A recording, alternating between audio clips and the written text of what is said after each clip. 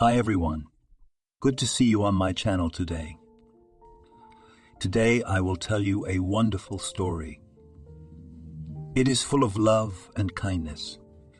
I hope you enjoy it and I wish you an enjoyable viewing experience. Thank you. John, the head of Comtech, a new computer technology and development company, was driving home after a day's work. Things weren't going well at his firm. There had been crises in the work before. The rise was replaced by a fall, but it had never been so bad. So his thoughts were on one thing. Why was his company losing money? Why the previously prosperous company began to lose orders? So many complaints about their products had never been. What happened? These thoughts did not give him peace. Everyone has problems in life. Some solve them easily, and some run away from them, thinking that everything will work itself out. That's exactly what Veronica thought, running away from her common-law husband. Having hastily packed a suitcase of her and her children's things, she went, as they call it, wherever she looked. "Mommy," a cool light shouted little Tom. "Come on, Green." He pulled her by the hand. Veronica reached the middle of the road and felt that she was falling. Her legs shook, her eyes darkened, but she did not let go of the child's hand. So as she fell, she pulled him with her. John's gaze lingered on her as she began to cross the road. She was tall, too thin for her height, and he didn't like that kind of woman. She was pulling the huge suitcase like a truck and wouldn't let go of the child's small hand. He could barely keep up with the woman's wide strides.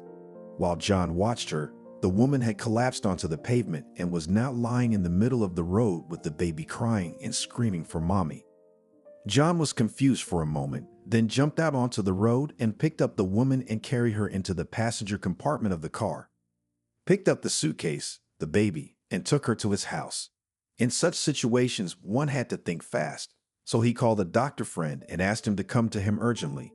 "What's your name, baby?" "Tom." "I'm Uncle John." "You know your mom's name?" "Yeah, Veronica." "Veronica?" "Yes." "You can't spell?" "Yes, I can, but my mom says I'll learn." "Sure you will." I couldn't say R either, and then I learned. "Uncle John, what about my mom?" "I don't know, kid. The doctor's gonna take a look at her and tell us." Jack, an internist of the highest caliber, arrived almost at the same time as the owner of the house. John carried Veronica into the house and put her on the couch. After washing his hands, the doctor began to examine the woman and lifting her dress. He saw huge bruises on the inner thighs. There were bruises on her neck and arms, and it was clear that the woman had been abused. "John, I think she's been raped. I'll need to see her at the clinic and get her tested." "What's taking her so long to wake up?" She's just having trouble opening her eyes." "Veronica, can you walk?" I was having a hard time with her words. "You didn't answer my question." She tried to get up from the couch, but as soon as her feet hit the hard floor and her body straightened, her head started to spin again, and the doctor put her back down. Dr. Jack managed to get Veronica into his car. She resisted. She wanted to take the baby with her, but John was able to convince her that Tom would be fine. Her eyes were filled with fear. She knew it was wrong, but her strength was failing her. Back at the house, John's attention was drawn to Veronica's bag. Opening it, he saw a passport. Veronica, 27 years old. She was 35 now, but she didn't look so good. Little Tom was quiet and sat on the couch where his mom had just been lying. "Come on, baby. Let's get something to eat. What do you like?" "I like everything. Mommy's a good cook." "How old are you?" He saw the year of birth in the passport, but there must be something to talk about. "I'm this old," and he showed me all the fingers on his right hand. "That's right, you'll be 5 soon, man," John said with a smile. "Do you like mashed potatoes?" "Yes, that's good. I have an aunt who knows how to cook very well. Look what cutlets and mashed potatoes." The child looked into the deep frying pan and said, "It smells good." The boy ate very carefully and even knew how to use a knife, which surprised the man. "Who taught you how to use a knife?" "My dad. His name is Jacob." "I see. So you're Tom?" "No, I'm Tom." John had never dealt with such small children. He had never had any of his own, though he had always dreamed of a large and close-knit family. But it didn't work out. Ignoring the advice of his parents about the chosen girl for the role of spouse, he got married at the age of 22. Had to rent an apartment, a lot of work and moonlighting, but even this money his Veronica was not enough. Endlessly pouting lips, bad moods, and telling him off like a boy. It became so familiar and habitual that John stopped paying attention to it. If you're married, you're obliged to provide for your wife. I'm not saying no, but why shouldn't a wife help her husband? Go to work and supplement the family budget. Yes, Veronica wondered, that's not why I got married. And what for, I'm curious to know. To live at my own pleasure, not to work for pennies from morning till night. That was the last straw. I'll give you that opportunity. He packed up his things and left the keys to his rented apartment and left for good. She followed him for another 6 months and asked him to come back, but it took him 2 years to realize that his parents were right. He saw her again when he opened his company and became not rich, but the money appeared. Nick's nose was right. John, let's try it again. Let's start over. Try, but not with me. Veronica was in the clinic for a week. Jack gave her a cell phone so she could see her Tom every night. He played in a room with lots of toys, was cheerful, and most importantly, healthy. Thank you so much, John. I'll never pay you back. Oh, come on. I'm glad I could help. And you got a great kid. He's trying to save the hours, so maybe by the time you leave the clinic, he'll be a surprise. She was crying and couldn't say a word. They put the baby in daycare. John would drop him off in the morning and Lana, a good, kind woman who lived next door to her daughter's family, would pick him up. Although Veronica saw her son every day, all sorts of thoughts came into her head. She had to restrain herself from these thoughts. She needed strength to recover, so she had to think about good things. John's appearance in her life had shifted her idea of people in her brain, because living in her husband's house, she had lost her faith in kindness. The clock was already midnight. It was the last night in the clinic. She could not sleep. There were so many emotions inside. It was necessary to solve many problems. With housing, with work, with kindergarten, there are many questions. There are no answers to any of them, but she will try to do everything for the sake of her son. All the same, sleep took her in its tender embrace, and only in the morning, a young nurse woke her up to give her the last injection. Meeting Veronica from the hospital was John and his son. It seemed to her that Tom had grown and gotten better. Mom, I missed you. I missed you too, son. Mommy, Uncle John taught me how to say fish, cancer, frame, radio. John smiled. He liked that boy.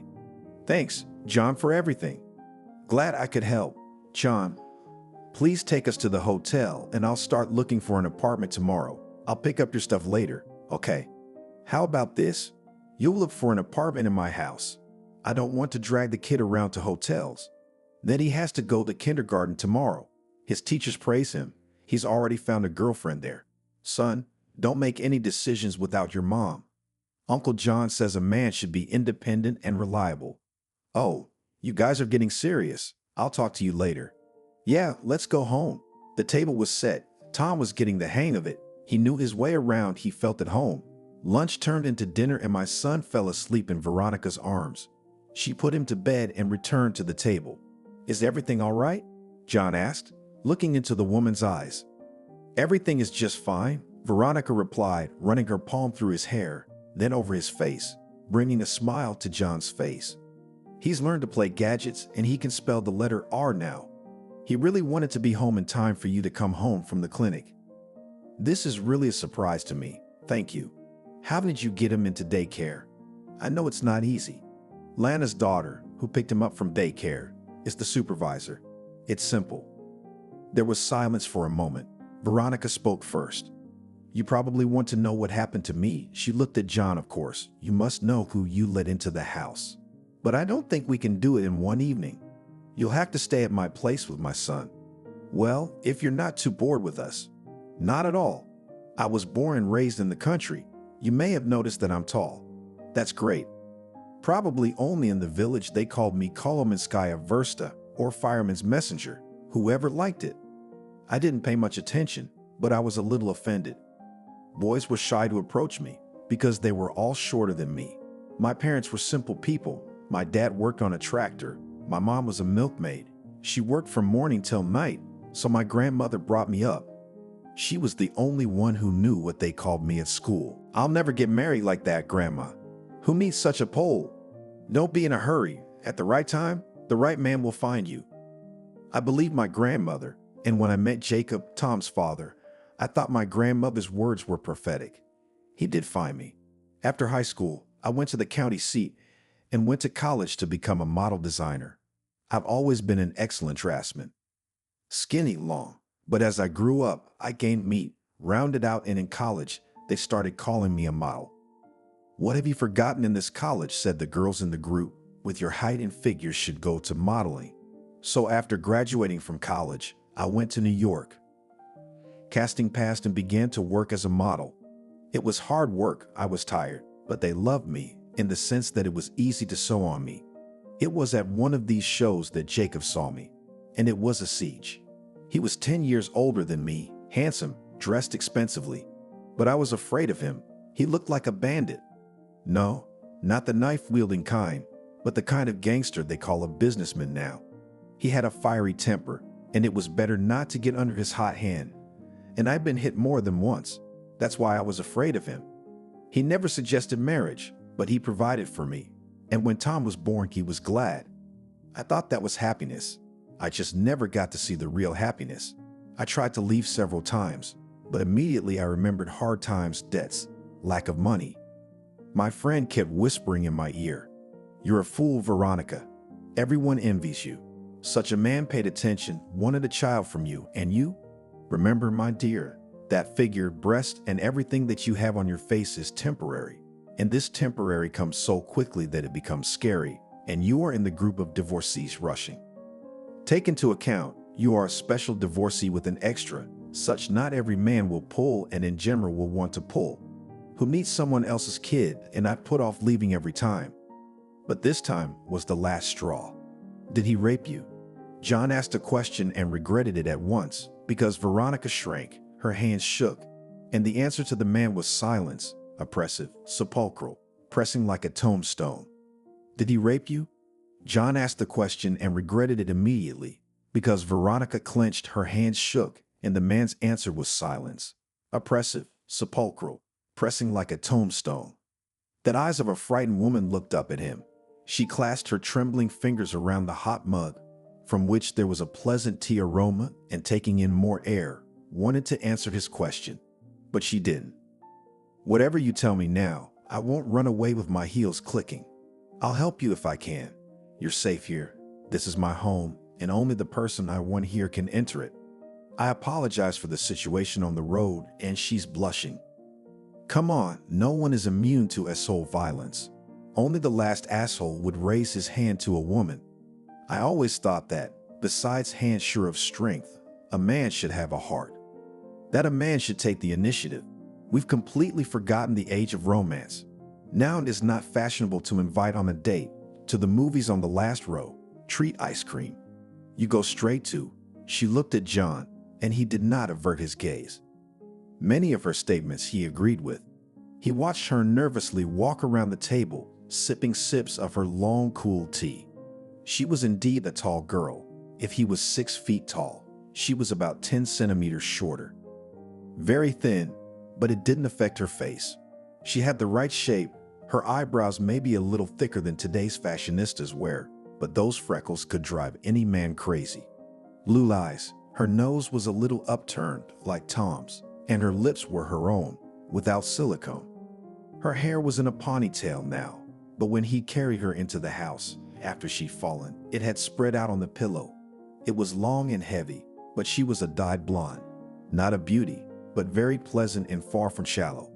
When he woke up from his thoughts, she was silent. It was obvious she was gathering her thoughts. Jacob went to the season opening at the fashion house. There were a lot of people, all dressed up in beautiful outfits, the men in strict suits with bow ties. Champagne was flowing, music was playing loudly, laughter was heard from everywhere. For some reason, I was not worried. Probably I did not understand the degree of responsibility that the fashion designers and the management of the fashion house had put on us. The show was excellent, which I did not doubt. We were all given a bonus, and I remember I used it to buy warm boots. At the second show, I noticed a man sitting on the front row. He caught my eye because he was wearing dark glasses. His hair to hair and lightly unshaven. I noted to myself that he was an interesting man, but when this interesting man met me at the exit and offered to get into his car, which looked more like a tank, I refused, or rather, I was afraid. He did not ask me, but ordered me straight away. Get in the car, I won't hurt you. The phrase sounded ambiguous with a hint, say, and the money will be only after. I guess he preferred this format of relations. He forgot about romance or didn't know. There was no place for it in his life. Usually there were no misfires, so this time he hoped to make an effect. But the beauty did not fall for the usual tricks of the young man. I'm not interested in your proposal. I do not get into the car with strange men and do not poke me. We did not drink on a broad rift. The stranger's eyebrows went up. The refusal clearly hurt the man, but he was not going to give up. He's not a boy to pout his lips and take offense. Did not agree this time, will agree in another. But the girl was firmly planted in his head. And Veronica, taking advantage of his confusion, quickly disappeared in the car girlfriend, who took her home. From that day on, the siege of the fortress began, as Veronica saw Jacob again at a fashion show. He went to the fashion house with persistent constancy. Endless thoughts about the girl turned the grown man into a horny teenager. And one day, when she came out after work, he stood with a large bouquet and introduced himself as Jacob. Veronica said then, embarrassed. I know, said the man. I know all about you. Can I take you to a restaurant for dinner? I was really hungry, so I went with him. He brought me home very late and invited me to the restaurant again the next day. No, Jacob, no offense. I'm a bit of a fan of these places. If you want to see me, let's just walk around. He agreed, and we walked around New York City all evening so I could finally admire her beauty. That's how we began to see him often, and in 6 months he invited me to his house. Of course, I understood why he called me there and how it could end, but I thought that he was my happiness. He found me, as my grandmother said. After living in his house for a month, I began to feel a terrible pressure from his side. Veronica, you won't be working at the fashion house anymore. I don't want ugly men looking at my woman. Stay at home, take care of yourself. Swimming pool, fitness, beauty salon, wherever else you go. Add more from idleness. He flashed such a look that inside everything turned cold. I don't want to sit at home and be a burden on your neck. I like my job, and that's not the deal. You're not my husband, and I'm not your wife. He left for work, slamming the door so hard I was surprised it didn't come off its hinges. It took me 15 minutes to pack my things, and I left again to my apartment, which fortunately did not have time to refuse. In the evening, I had work to do, and Jacob sat frowning in his seat with the bouquet. I didn't look at him and went home through the back exit. He rang the doorbell of my rental apartment for a long time, which I never opened. Luckily, it was the end of the season at the fashion house and everyone was on vacation. I'd rented another apartment, giving up my old one, which was very comfortable and cozy. But otherwise, Jacob wouldn't let me rest. I even changed my SIM card. I decided to get out of Jacob's life completely. I managed to do it for exactly 3 weeks. He had everyone on edge, and one day I saw him with a bouquet when I came out of the driveway. I'm sorry, he rushed up to me. I'm an idiot, a jealous idiot. You're so beautiful and everyone's staring at you. I'm going crazy. Jacob, this is why we shouldn't be together anymore. I'm not quitting my job, and I'm not going to fight with you about it. Let's just be friends. No, I don't want to be friends. I want you to move back into my house. Do you hear yourself? I am. I demand, I'm going crazy. But where are my desires? They don't exist and can't exist if you're around, Mr. Jacob. I got away this time, but he wouldn't give up. There was no point in changing apartments. He'd find one anyway. So I decided to leave the house less. I saw his car parked in the driveway every morning. Diane, what do I do? Jacob won't let me leave. Come to my house. He's parked in the driveway every day, and I can't get out. It's not like he stays out there all night. When he leaves, call a cab and come to my place. So I did, and for another week I was fine. But as soon as I got to work, he took his seat in the front row. Oh, Veronica, there's your handsome boy again. He's your destiny after all. You can't abuse a man like that. I'm sorry, That's right, he loves you. After work, Jacob was waiting for me again, so I didn't run away from him. Okay, Jacob, I'll go with you, but let's make a deal. I'm working. No dictating, no pressure. I agree, he said, and I moved back in with him. After I moved in, I got pregnant quickly, even though I was on birth control. I didn't need a baby yet. I had nothing of my own. I lived in Jacob's house. I wasn't a wife, so I didn't have any rights, and then I had a baby. I went to my doctor, showed her the pills, and told her that they didn't help prevent pregnancy, but the opposite. They're the best on the market right now. They're the most reliable. Maybe you've been forgetting to take them. Then it really can happen. I was about to leave when she opened the box. Veronica, what did you bring me? These aren't the pills I prescribed for you. What do you mean, the wrong ones? I was surprised. They're the ones I bought at the pharmacy. Yes, the box is the same and they look very similar, but you can't fool me. Who had access to those pills? Where did you keep them? In my bedroom, in my bedside table. I think they're pacifiers. Vitamins at best. Leave them with me. I'll get them to the lab. That's how I found out Jacob switched my pills with regular vitamins. I had to apologize to the doctor. I didn't know how to tell him, but I didn't want to look stupid, so one night I did. Jacob, I can't believe you had to be so treacherous to get me to commit to you. You were thinking of yourself again, and I trusted your manly word. Do you realize what a terrible thing you've done? I can't trust you now. Tomorrow you'll be sick of me and you'll poison me.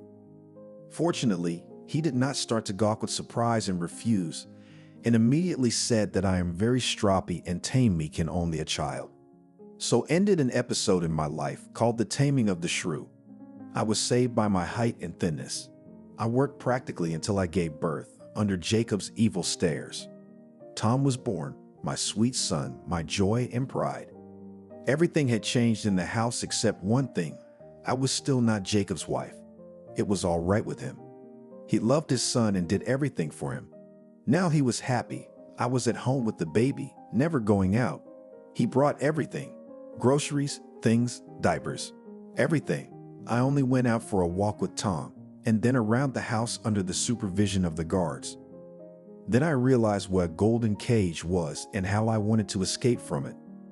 But the child held me back. When Tom turned 3, I started talking about work. Jacob, I want to get a job. Where you want to put the baby? We'll get a nanny. We won't be the first. We won't be the last. No, he said shortly. He didn't explain anything, but I insisted, and that's when we had our first big fight. You keep me in this cage. I can't even meet my friends. What kind of captivity is this? And that's when he hit me for the first time. He smashed my lip. My nose was bleeding. You wanted to see your friends? Go on. I'm not keeping you. So I went out all night. Probably to the casino or to the girls. I didn't care. All night I lay with ice on my face, but there was a huge hematoma on my cheek. I got a call from work. Veronica, are we expecting you? How are you? Are you coming back? How long can you wait? Well, considering your previous achievements, 6 months, others wouldn't wait a month. You know how many people are interested. But there aren't many girls with your height and figure. Okay, thank you very much. I'll try my best. It was well past midnight. I'm tired, John. I'll see you tomorrow. Do you have security here? They won't let anyone in here. Don't worry, there's security. I'll tell them not to let anyone in. I'm not expecting anyone, and neither are you. Okay, I'll feel better that way. She fell asleep next to her son, calmly and without dreams. When Veronica woke up, the house was empty. Oh my God, I overslept. It's a shame. A stranger taking care of my child. She went down to the kitchen. There at the stove stood a pleasant woman in a beautiful apron and cooked. The aromas were appetizing and even enticing. Her stomach rumbled immediately and the woman turned around. It seemed to Veronica that her body reacted very loudly to the mind-blowing odors. Good morning. You're so fragrant, it's impossible to remain indifferent. Your son gives me the same compliments. He does. He'll be a ladies' man. I think he'll be a fine man. Thank you. Sit down to breakfast. Lunch won't be for another 3 hours. John said he'd be here for dinner, which means 6 o'clock. After breakfast, she went to look around the house. The first floor was occupied by a large living room, kitchen, John's study, utility rooms, and 2 servants' quarters. And on the second floor was the master bedroom, 2 guest rooms, a shower, a bathtub, a toilet, a small exercise room, and a small room hastily furnished for Tom as a playroom. Veronica's heart squeezed with gratitude to the man. I'm lucky, Veronica thought. Even though I hit my head pretty hard, I met John. She went into his office. She quietly opened the door and poked her head in and looked around. There was a nice desk, a big chair next to it, a lot of books and flowers. The violets were all in bloom. It was gorgeous. So they like it here. She remembered her grandmother's words. A flower will never bloom if it is not happy with that person. On the coffee table, she saw pictures. John was looking at her from one. Brunette, no more than 35 years old. Small curls cut very short and barely visible. Dark chocolate eyes, sensual lips. He looked like he was looking into the soul. It was obvious that he didn't come to be photographed on purpose, and the lens caught him by chance. His shirt was carelessly unbuttoned a little more than was customary for men. She noted that he was an interesting man, but even that wasn't the main thing. He was kind and decent. The other pictures were of his parents and friends. She stayed a little longer in his abode and went to lie down, her strength not yet fully returned to her. She woke up to someone shaking her by the arm. When she opened her eyes, she saw Tom's son. Who brought you here? Lana. She's nice. He laid down next to his mother. I missed you so much. Didn't you have a bad time with Uncle John?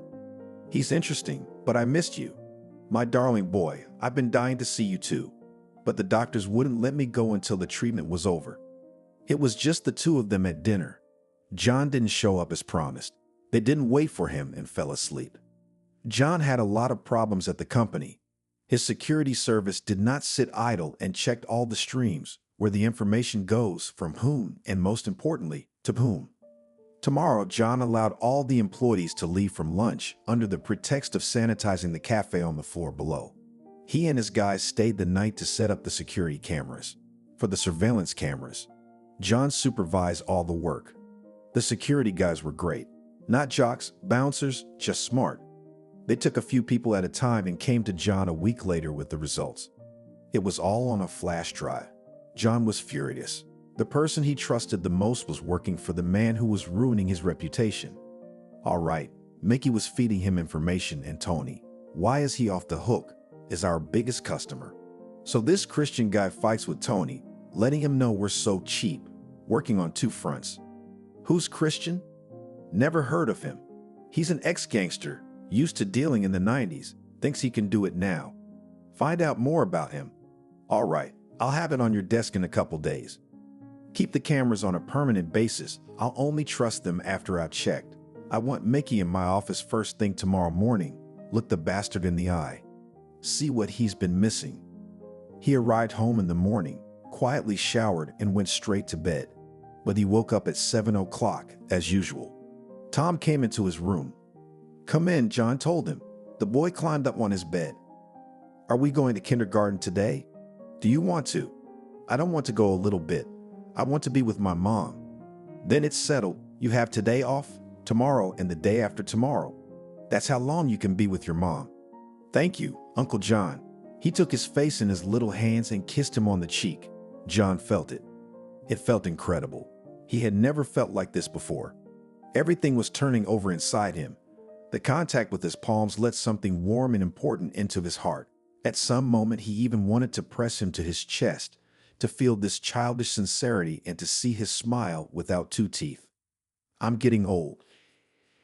Hissing a child brings a tear to my eye. How imperceptibly old age crept up, the man thought with a smile. He remembered his serious conversation with Mickey, grumbled, and quickly left for work. Tom was so happy to be with his mom all day long. How good it was talking to you, boy, not leaving Veronica's side. And I'm very well with you, my darling. After breakfast, they read, then played, walked, and after lunch, the child fell asleep like a dead man. And Veronica decided to call Diana. Hi, Frank, she said cheerfully. When are you going to work? Soon. How's it going? Same old, same old. How are you and your handsome boy? What's new? She was always asking the same questions. She believed that the main thing in a girl's life is to find the right man who will provide from head to toe and solve all problems. She was not very successful, but Diana did not lose hope, and after each failure again threw herself into the battle. She went to the most expensive restaurants, to prestigious exhibitions, where you can often see wealthy men young and not so young. Veronica was used to relying only on herself. She left her parents early and realized that there was no one to help her but herself. She studied, worked part-time, solved her problems as best she could, including material ones, and never relied on anyone, especially not on a man. She did not rush into a relationship, as in the maelstrom, and cautiously looked at those who tried to hit on her. More often, she ignored all the signs of attention, waiting for the one and only one that her grandmother said, "Veronica, are you all right?" She was wary of such a question. "Yeah," she stretched out. "Why do you ask?" "So yours came running with bulging eyes, wanted to see you, went to the bosses, had heartbreaking conversations with me, screaming his wife and child are missing, SOS. And what did he want? I wanted to know where you were. Where are you really? Maybe I'll come to your place and we'll talk. It doesn't matter where I am. Don't you trust me?" "Diane, it's okay. No offense. Bye. I'll call you later." After that conversation, she felt uneasy and regretted calling her friend. What did she say? Jacob asked Diane, who had been standing next to her the whole conversation. Diane was about to dial her number when Veronica called her. She didn't say anything. She said it's the right thing to do. You must have hurt her badly if she ran away from you and took her son with her. Don't worry. Diana took up to calm the man. Diana, such handsome men do not leave her, she purred, buttoning up her shirt. Let's go somewhere distracting. Your Veronica's coming. She's not going anywhere. She came so close to him that she could smell his perfume. She leaned her cheek against his unshaven one and cried out, "You're as prickly as a hedgehog. Shall we go out tonight?" "Let's do it next time." And after dropping the $5,000, walked out of the fashion house. She liked Jacob when he first come to their show, but for some reason, he was attracted to Veronica. What did he see in her? Well, she had a nice figure, but that's about it. Those freckles that makeup artists put on every time they did a makeup job were a nightmare, but Jacob liked it. "I don't understand these men," Diana reasoned. "I'm probably doing terrible things to my friend," she thought, "but it's not my fault, it's Jacob. He's provoking me, stroking my arm, and for nothing. I can't help myself and do something shameless. And what to do? I'm a living woman. I justify myself. Asterisk, asterisk, asterisk, asterisk, asterisk." John's workday got off to a rough start. First of all, he only got 2 hours of sleep. And secondly, Mickey was waiting for him outside his office. Looking at him, John thought he hadn't slept at all, which was almost true.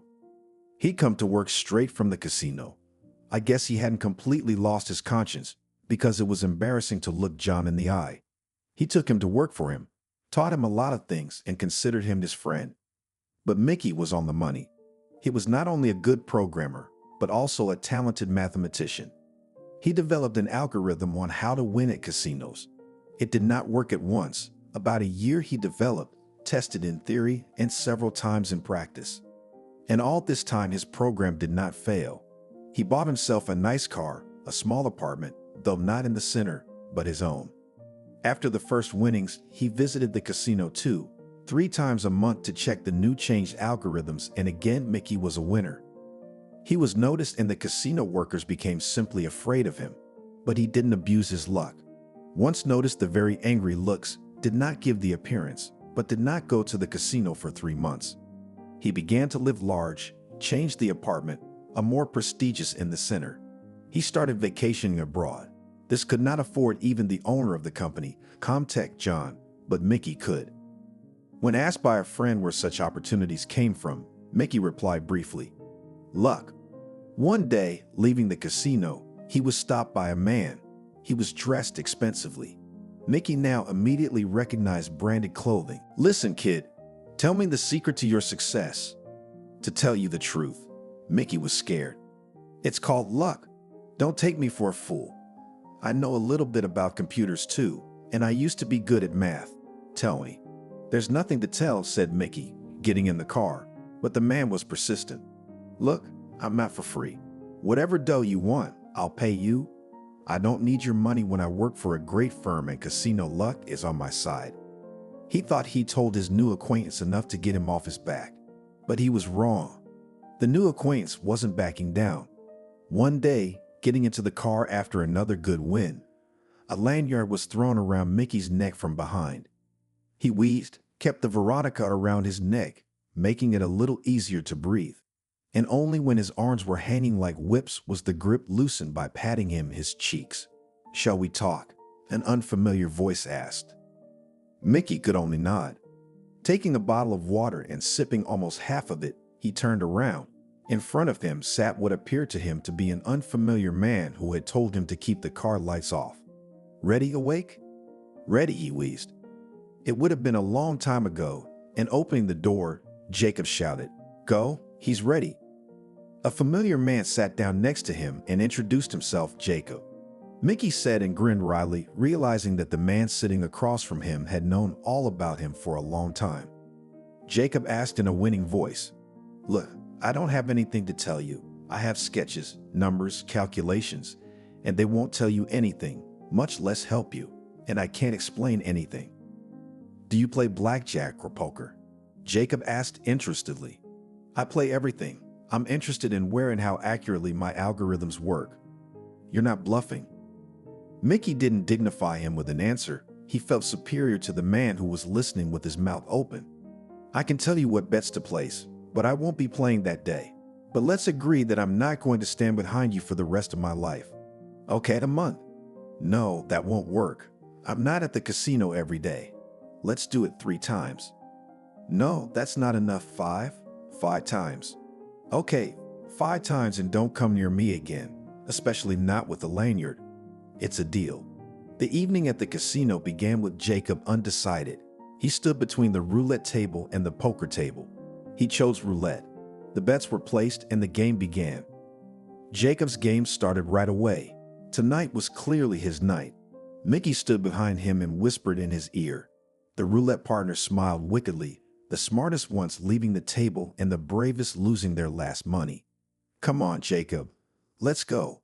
We have to stop in time." The man nodded, collecting the chips he'd won, and stood up from the table. He left the casino and quickly got into his car. Mickey was glad that his new algorithms hadn't failed him. The very next day, Jacob called Mickey, but he had other things to do. "Don't you think I have other things to do than go to the casino every day? I'll call you when I have time," and he hung up quickly. Jacob was not happy. He stopped sleeping and took it out on Veronica, raising his voice at her and blaming her for everything. It wasn't until the following week that Mickey was able to go to the casino. But this time his system had malfunctioned and Jacob had lost in a landslide. He shook Mickey like a punching bag. "You can kill me," the man shouted, "but I warned you there's no algorithm in the world that never fails. You're gonna pay me back, okay? I'm not going to reimburse you, it happens. It didn't work for me every time." Indeed, the next time everything went well again. The winnings were so huge that the administration asked to pay the reward in installments, as they had a maximum amount that could be withdrawn. Mickey's intuition urged her to stay away from Jacob, but the desire to get a lot of money drowned out her voice. It wasn't until 2 weeks later that they were able to go to the casino again. Jacob was tearing up.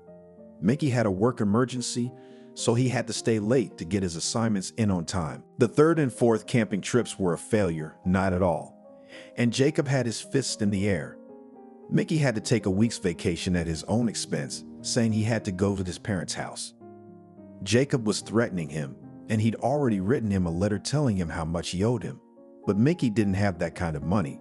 The last trip had been so modest that it hadn't even lifted Jacob's spirits, but instead lowered them till "I want to die." "You got the money?" "No, I don't have that kind of money, and I won't for the next 5 years." "Sell the car." "Why on earth would you play? I warned you the system was flawed, so it's not my fault." "Look, you're getting a little talkative. You might get in the car and not make it to the office. Get your money ready, asshole." To say Mickey was scared is an understatement. He tried to raise the money, but it was a pathetic attempt. "I've got a proposition for you," Jacob said on the phone. I need some data on the orders your company got from Tony. You bring it to me, it'll clear the debt a little. We'll see about that. Your boss's firm is bothering me. There's too many of us on the market. Help me, I'll help you.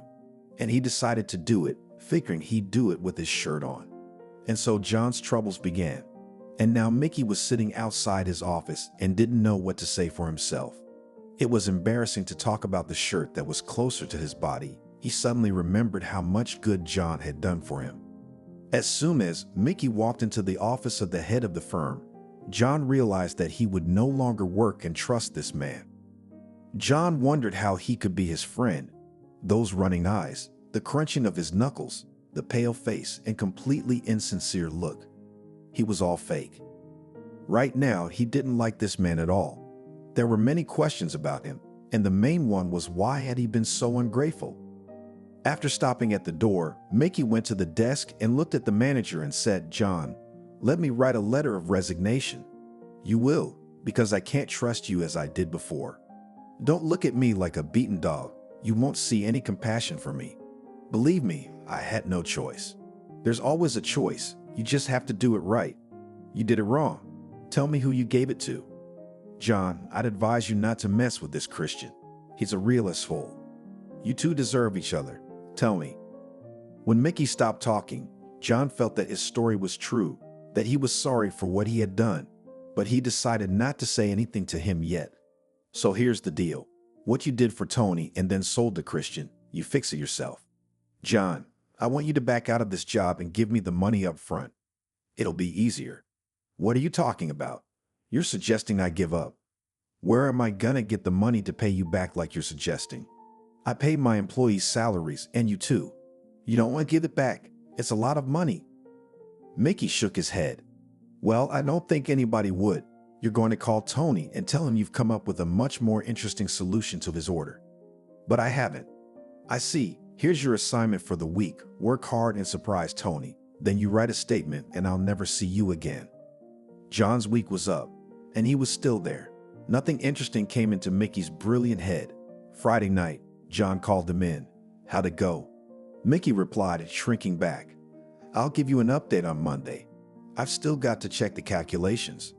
"Is it really something interesting?" "I don't know. You'll see for yourself." John went to the store, bought Tom a new constructor, packed a cake, candy, ice cream, a bottle of good cognac, and rushed home. He felt good at the mere thought that he was welcome. After that evening, when Veronica said she was tired, they never spoke again. Maybe tonight, this Friday night, they could sit longer and he would finally learn the whole truth. Tom welcomed him like his own daddy, but unfortunately, he'd never gotten to experience parental happiness. "Uncle John, hello." "Hi, you're saying R so well. Good job." Veronica stood back and smiled, looking at the relationship between her son and a strange man. He was afraid of his own father. He had been raising him to be a man since he was 2 years old. "Stop hugging and kissing him. He's not a girl," Jacob shouted. "But he's just a baby hiding the baby behind his back," his mother replied. "My orders are not negotiable," yelled the father. "Don't scare the child. We're not in the barracks," replied Veronica. "Why do you have such a long tongue? Why don't you respect your husband? Keep silent." "No." She's attacking him with her fist. Veronica grabbed Tom and left out of her husband's sight. She was afraid of him. And with a strange man, her son felt calm and quite happy. "How was work? You've been in trouble. You haven't been yourself all week." "Yeah, but it's getting a little better now." "Rat caught, cornered." "You can't corner a rat. It can bite so hard to survive. It's easier to just let it go so it doesn't make things worse." "It won't." John's phone rang and he excused himself to the study. She watched her son unwrapping a present and heard Christian's last name. "Did Christian call again?" John asked in surprise. "What does he want this time?" "Don't say yes, let him go to the casino, or you'll have to take off work to visit your parents again." "I know all about it. What else you got?" "How's the assignment?"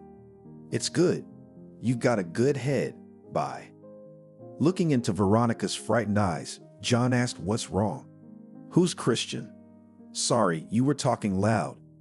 "Yeah, he's an ex-gangster that my employee leaked information to. He's got me in a lot of trouble." "Tom, let's go pack. We're leaving." Grabbing the baby by the hand, she rushed upstairs to pack. "Veronica, what's going on?" And after 2 flights of stairs, he stood in front of the door to the children's room. "Can you tell me what it was about the Christian name that scared you so much?" It was the first time he'd ever seen tears fall in hailstones. It always seemed when they showed it in movies that it was a montage, that tears couldn't flow like that, one after another. But looking at this woman, John realized they could. "If I don't leave your house, you're going to have problems not only at work, but in your personal life." He took her by the shoulders. "You can answer in normal language. I don't need riddles. I have enough of them at work." She took a deep breath. "Christian is my husband. He's the one I ran away from, the one who raped me when he and his friends got drunk. Mostly him, of course. One of his friends had a vase through my head. Another one held me down. And my husband was a bastard who abused me in front of them because I refused to let his friend to have a drink with them. That was the last straw. I didn't want to stay home anymore. And now he's looking for me." John was really dumbfounded that the thug was Veronica's husband and that he had allowed himself to be bullied like that. "Do you understand now? You let me go now? But where are you going? You haven't even found an apartment. I'll stay in a hotel for a couple of days and I'll find what I need." "No, Veronica, I won't let you go now. I'm not afraid of your Christian. You should be. He's a ruthless man, without shame or conscience. How did you end up with him?" "I told you about the siege. That's how I got involved." "How do you know he's looking for you?" "I called Diana. She told me." "You shouldn't have called. He can track you on your cell phone. Let's change your SIM card. Come on, don't scare the baby. Let's go to dinner. We'll talk later." "John, I don't want to drag you into a fight with that monster. I'm a big boy and I'll take care of it myself." So Veronica stayed.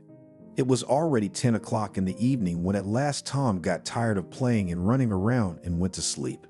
John and Veronica were sitting in the dining room eating ice cream. "Tell me, what does your husband do?" John asked. He didn't like it when I asked him what he was doing. "You don't have to get involved in my business," he told me. "You know less, you sleep better." And I stayed out of it. But I did hear that his computer company was going through a rough patch. I know that he steals cars and jams the license plates. He once had men come to him with such faces that it's scary to remember.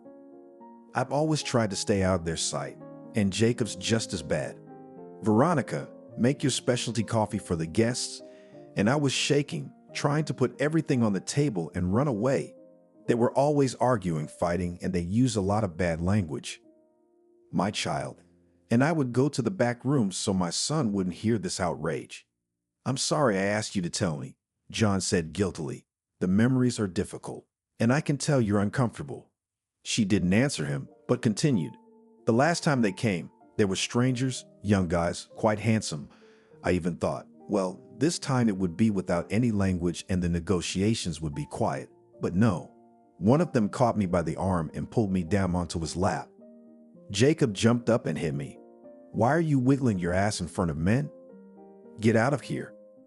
I didn't have to deal with him and I wanted to leave. "Veronica, come have a drink with us," the guy said. "Don't touch me. That's no way for a guest to behave in someone else's house," I yelled. He stood up, pulled me against him, and I fumbled for the vase and smacked him on the head. The other one grabbed me, my dress snapping as I jerked, and that's when Jacob decided to show his manhood. I looked at his angry eyes and I was scared, not because he might raise his hand to me again, but because for the first time in my life, I decided to cross what Jacob thought was a red line. I decided to go against his will, to rebel without fear of his fists. Mom had always idolized Dad, saying he was king and God to her. And she taught me to live the same way. Always shut your mouth at the right time, Mom taught me, then the family will get along. My mom wouldn't understand me right now. I can't accept Jacob like that, even though he's my son's father. She was silent, her tears preventing her from speaking, and there was nothing more to say. In the morning, while my husband slept, I packed my suitcase with my own and the children's things and left. I left the house that had long been my fortress and my golden cage at the same time, without regret. Jacob was no good ever, and the overbearing nature of his parents had left a mark on the boy's life. He always wanted to prove himself strong, self-sufficient, and all-powerful. so he asserted himself as best he could. Veronica tried not to bend under him, but she was afraid for her life and the life of the child. "Are you going to divorce him?" John asked. "Of course." "Then what are you waiting for? You write a statement and I'll take you to court. You have a minor Tom, so you'll have to go through this unpleasant procedure." "Jack, the doctor who took you to the hospital, remember? He took all the beatings, wrote up a report that you needed surgery after your husband's games. So that's what we're taking to the police." "Come on, John. He's gonna kill me." "No, I'll just get a divorce." "Then he'll really kill you and then he'll steal Tom." "Why can't I have a husband like you?" Kind, sensitive, child-loving, and Veronica looked at him with adoration. "I'm far from white and fluffy and never have been. I can be rude, demanding, and even harmful. And if a person is a scoundrel like your husband or Mickey, I can always find the strength to tell them to their face. So don't idealize me. Everything I do for you and Tom is entirely of my own free will, and no one would make me do it against my will. I'm no noble knight. I'm as flawed as any man, but it's fair to say that I'd never allow myself to raise a hand against a woman or hurt a child. And you're a good mother. You have a maternal warmth that attracts Tom to you, and that's wonderful. You have a night to think. Either you change your life and we go to the court and the police, or you look for an apartment and shake from every knock, waiting for the husband of a bandit." The next day was Saturday. John was not in a hurry, so breakfast was delayed. The first question he asked his guest was, of course, about her decision. "What have you decided about your life?" "John, I was up all night. I've been thinking that if I wasn't so, how shall I put it? Don't tell me, I'll figure it out," he added with a smile. "Oh, you're making it easy for me. If I wasn't like this, I could have avoided so many problems. I've made so many mistakes, and every one of them is almost fatal." "Don't scare me. Fatal means there's nothing you can do about it. I think you've got it all ahead of you." "Your optimism is inspiring, but I'm scared to think what's ahead of me." "You're gonna have a happy life without a tyrant." "Do you have a good lawyer?" "No, I don't see any lawyers among my acquaintances." "Well, that's easily remedied. Jack's doctor has a brother who's a very good lawyer, so we'll go to him." "Oh my God, it was one mistake when I agreed to sign with him. I remember his every word, how he skillfully persuaded, insisted, but I held out for a year, pulled, said that a serious step, you need to think. But on the birthday of my son, he still talked me into it. He promised me a lot, as always, but I didn't need anything he tried to give me. I told him, remember, if you raise your hand against me, you're beating your son." He agreed, and really, for 6 months or more, I was the happiest woman. But then my wishes were no longer taken into account. He reminded me that he was in charge and his wishes were the law. How he wants it to be is how it should be, and everything else is dust. Jacob is king and God. It's become an unspoken law in our family. He's older, he's more experienced, so he'll decide everything. That's how my happiness ended. If I hadn't done that stupid thing, how easy things would be now. But we are not looking for easy ways. We need to get everything in the struggle, the sweeter the victory will be. Your gullibility is both bribing and infuriating at the same time. If you didn't know him, that's one thing, but he's already shown his hands in despotism and you still believe him. Yeah, I'm telling you I'm stupid. Remember in the difficult times, Veronica tried to realize what she had achieved by her 30th birthday. A despotic husband, a failed marriage, no job and no career, no home, no money, no nothing. So much for marital bliss. The only joy is a son. But that's a lot too, the woman reassured herself. "Veronica, I love only you," Jacob tried to say softly. God, what a lie that was. Considering the constant humiliation and yelling. Do the women you love get beaten? Do the women you love get humiliated? No, no, and no. She no longer entertained the hope that her husband would ever be a better man and appreciate her. That's it. Hope was dead. Her illusions of marital happiness were gone like smoke. Veronica wanted to give him her life, but was left at a broken trough. Her marriage is a complete fiasco. Now it can be said for sure. Veronica didn't usually use profanity and had judged Diana when she used a 3-story mat before she could close her mouth. But now she was so shattered by her outcome that she mentally allowed herself to lose control of herself. John wasted no time in calling Jack and asking about Liam. "Valadia, we need your Liam now. I've been waiting for that call, because after Veronica's visit to my place and the way she'd been patched up, it was unforgivable. I'll tell Kier, he'll call you." But Jacob didn't waste any time. He called everyone he knew who knew Veronica in any way, but he couldn't get anywhere in his search. Only Diana had been to this house twice, and not just to this house. Now she was calling him, whispering into the phone that she missed him. She was looser and more experienced than Veronica, but she was sticky. Jacob didn't like that, so when he saw Diana calling, he didn't answer the phone. He didn't know who else to involve in the search for Veronica. It had been 2 weeks since she and her son had been away from home. The news came from nowhere. Asterisk, asterisk, asterisk, asterisk. Victor's Day, the head of the traffic safety department, began with another disappointing report. Another traffic accident and another fatality. On the table, there were reports on accidents and traffic violations committed by drivers and analysis of the reasons for their occurrence. I decided to start with the tapes, distracted by a phone call. "Morning, Victor." He recognized his old friend Christian. He didn't like to talk to him, but he had to turn to him and he helped him. So, adjusting his voice to a friendly tone, he answered Jacob. "I'll get right to the point, knowing how busy you are." "Go ahead." "My wife disappeared 2 weeks ago. Neighbors saw her leaving with a baby and a huge suitcase. Didn't leave town by any means of transportation, so maybe you can track her." "Are you kidding me? How am I supposed to track her where? All over the city?" He was pissed at everyone, even though he knew the guy was innocent. "Why all over town?" "You know my address. Look around the roads, see if you see anything interesting." "All right. When did you say you disappeared? 2 weeks ago?" "Yeah. You have a lot of traffic accidents there. 2 in the last 2 weeks." "Yeah, I've heard that. Well, can you help?" "I can't promise anything, but if there's anything interesting, I'll call you. I still have your number." "It's a pleasure. I'll be waiting." Veronica certainly didn't realize Jacob was getting too close. The 2 weeks Veronica and her son had been away from home, he'd been sick and twisted. He was angry at his wife, wanting to find her and punish her for everything she'd done, but on the other hand, he marveled at her courage. Mr. Christian had never thought he would long for his wife and son. The house was uncomfortable and cold without them. He feared that she had not just left him, but had gone to someone else. Could she have decided to do that? He was afraid to answer that question for himself. He was afraid that she would ask for a divorce, which of course he would not give her. Afraid to know the truth, where and with whom his Veronica was. But despite all the anger boiling in him, he had to admit to himself that he missed Veronica. He missed her as a woman. She hadn't broken, hadn't been afraid, and for that she was worth respecting, Jacob thought, angry at himself for thinking that. What was she missing? How dare she leave him with a child?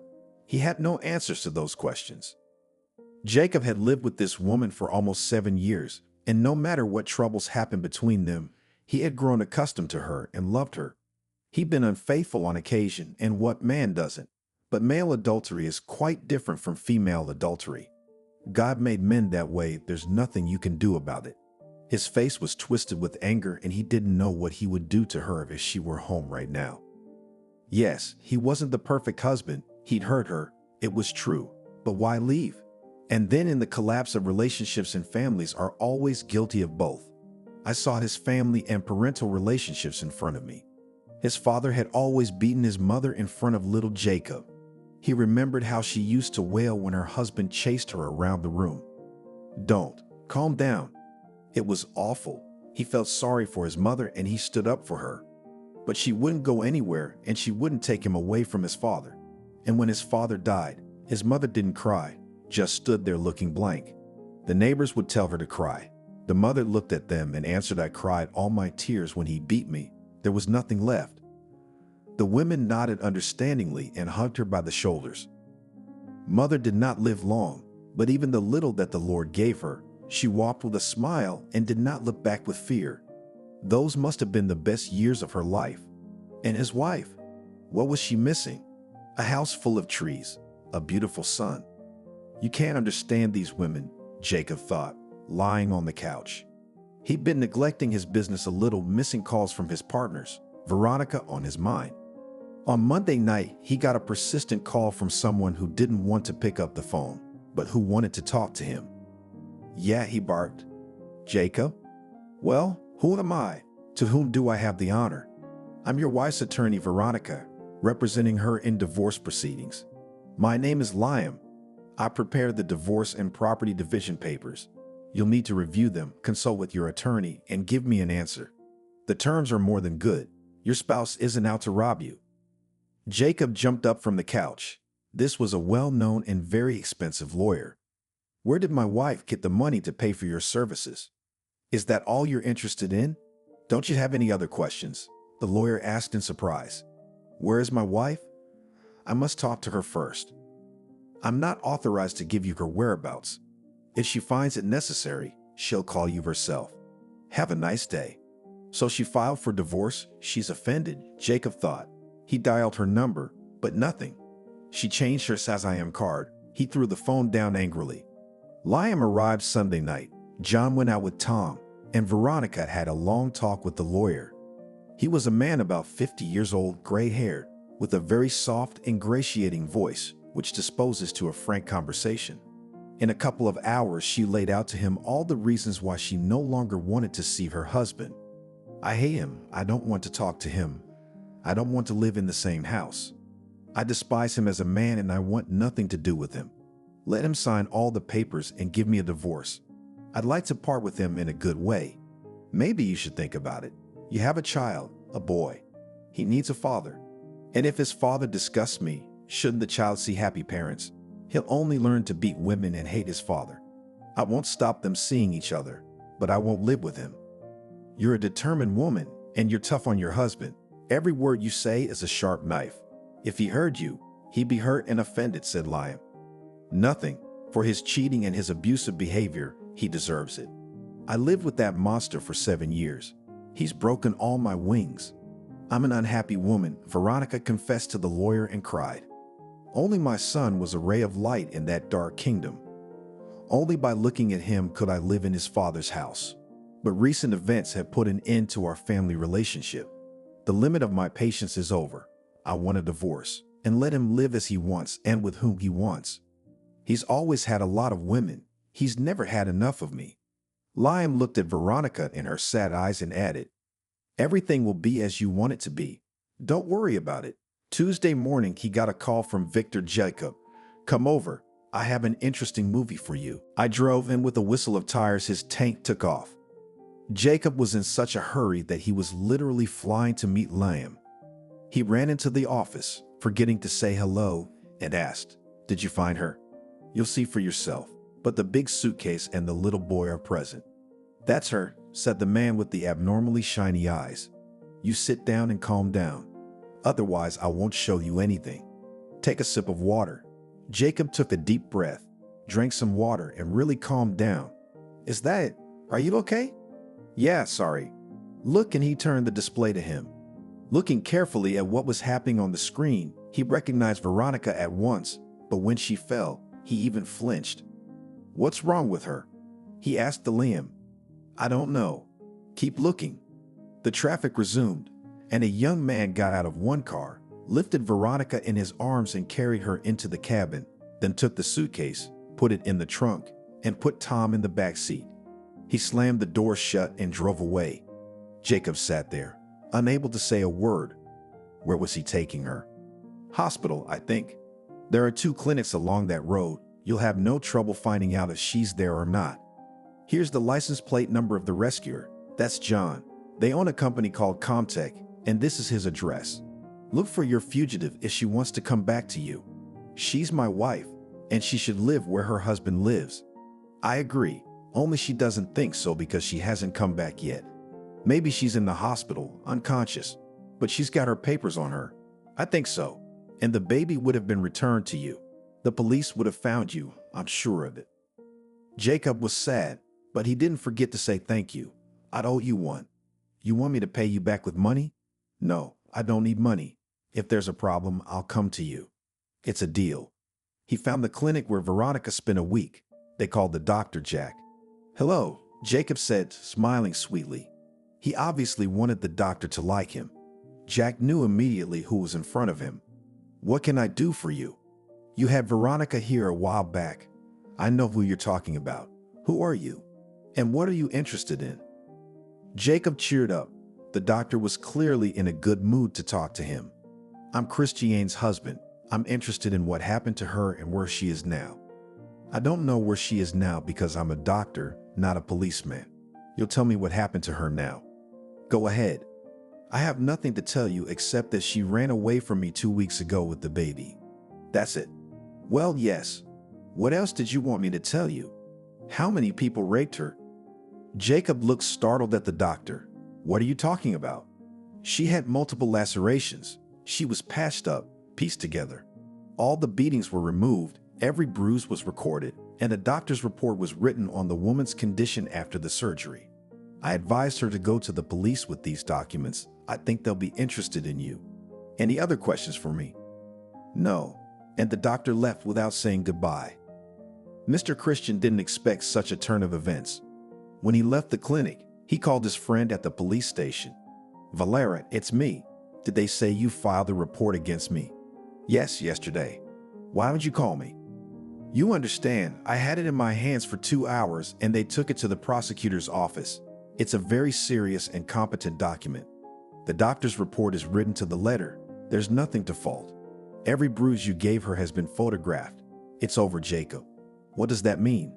It means you're looking at a very serious charge of spousal rape from 8 and up. Do you have anyone in the DA's office? No, but even if I did, I wouldn't be asking for that kind of a charge.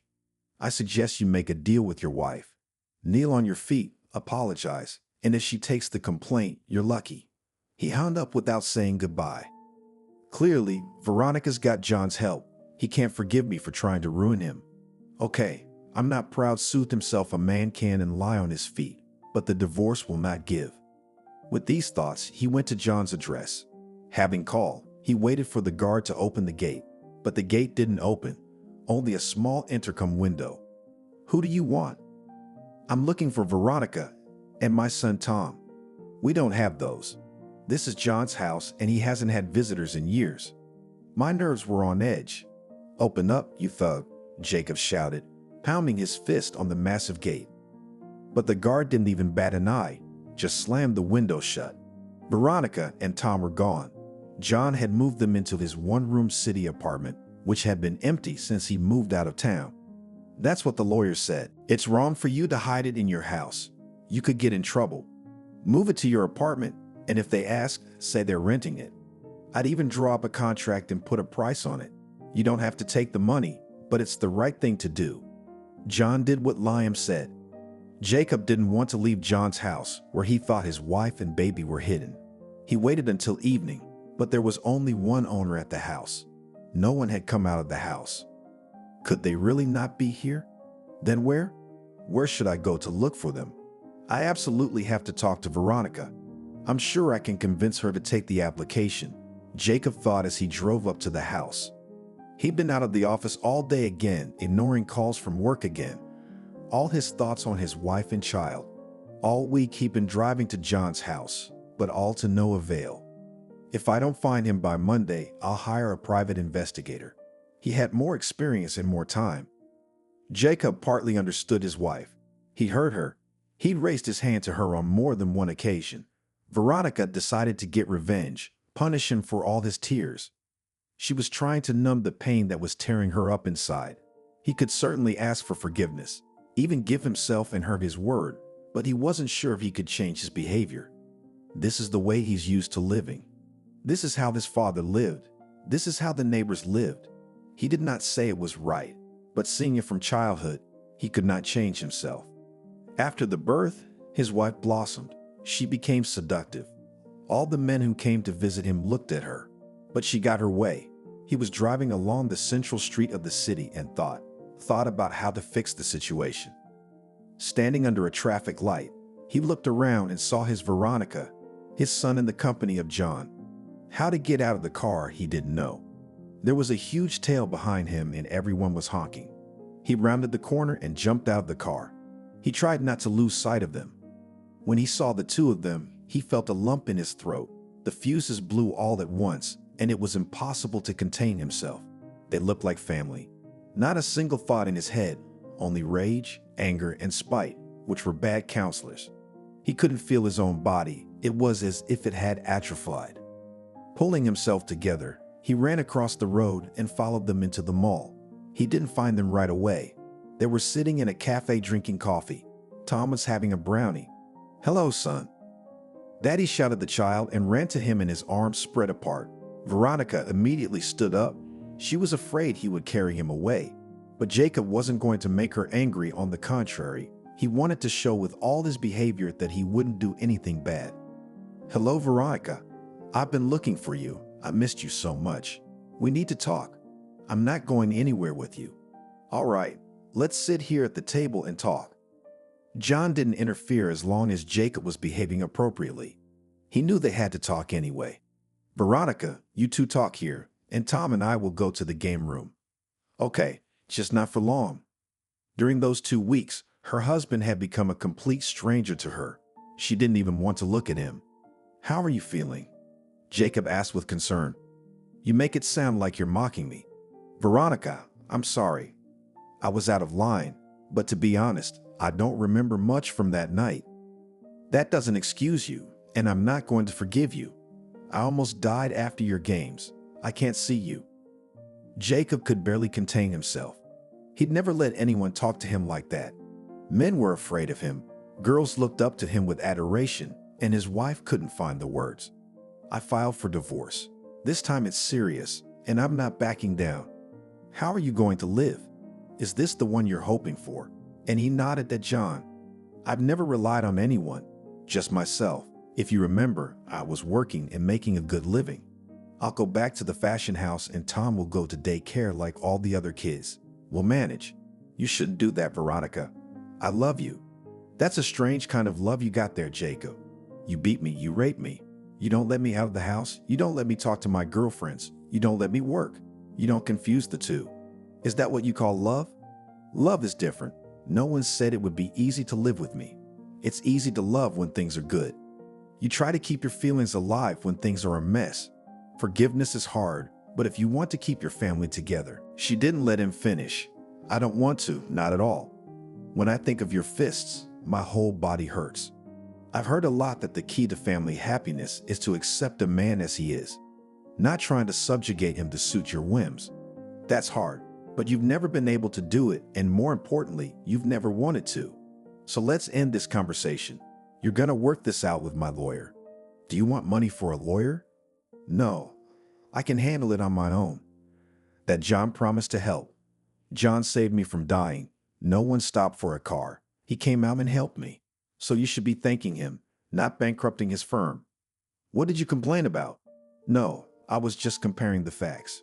"Well, if you've made up your mind and I can't seem to talk you into it, then I have a condition. I'll give you a divorce and agree to everything your lawyer tells me if you drop the police report. And if I don't, then this divorce case will drag on for years."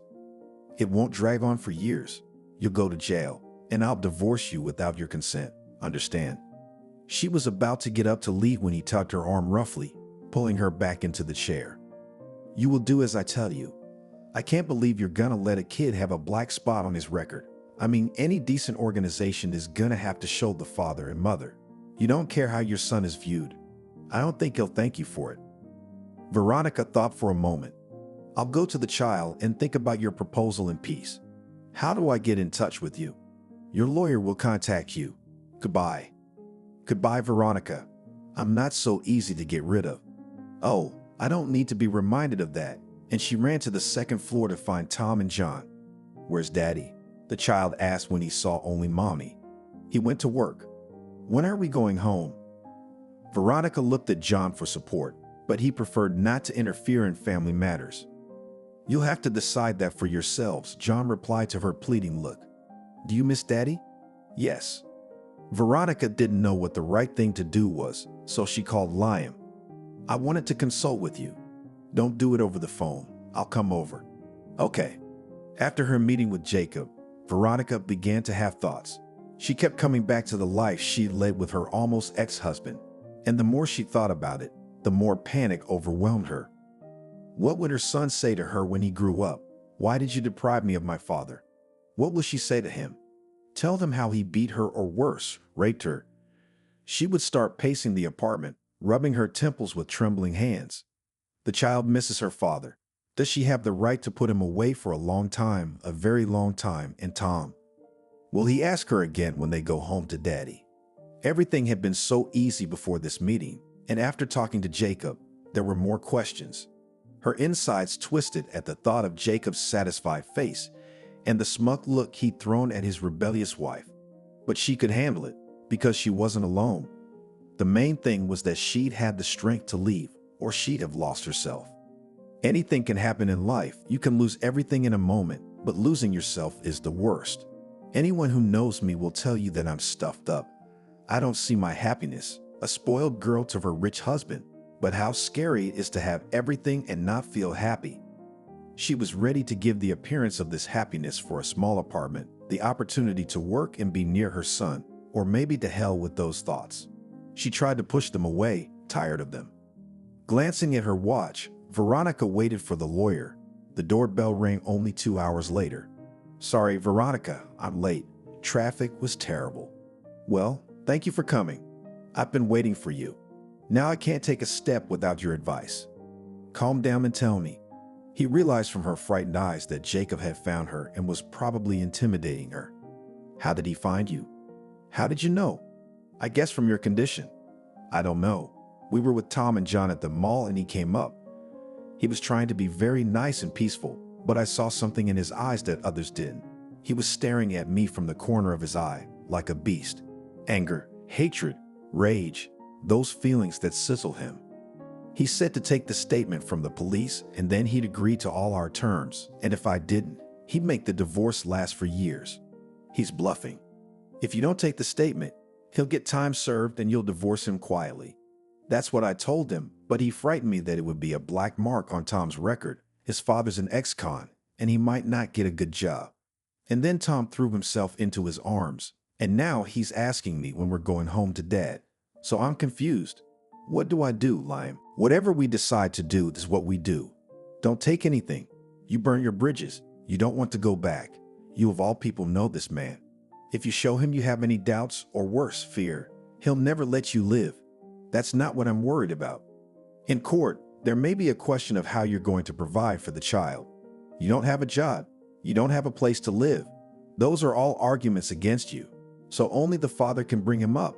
He's got great facilities, money. It turns out he's an eligible groom, mansion, business, good looks. It's all in his favor. The court can give him a reprieve. What am I supposed to do?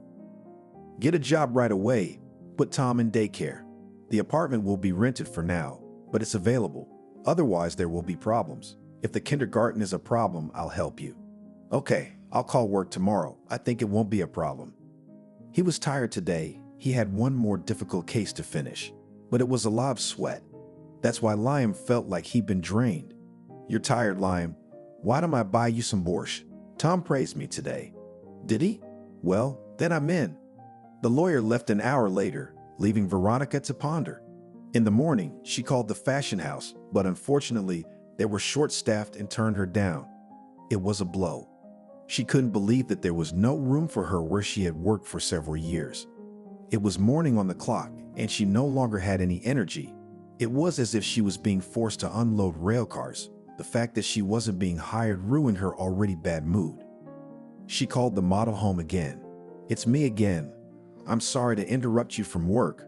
Maybe you know who meets clothes demonstrators. Veronica, I really don't. You're a good worker. I'm sorry to turn you down, but I can't just fire someone for your past performance. You took a long time to get ready. I'm sorry, and she hung up. Veronica cried, and covering her eyes with her palms, collapsed on the couch.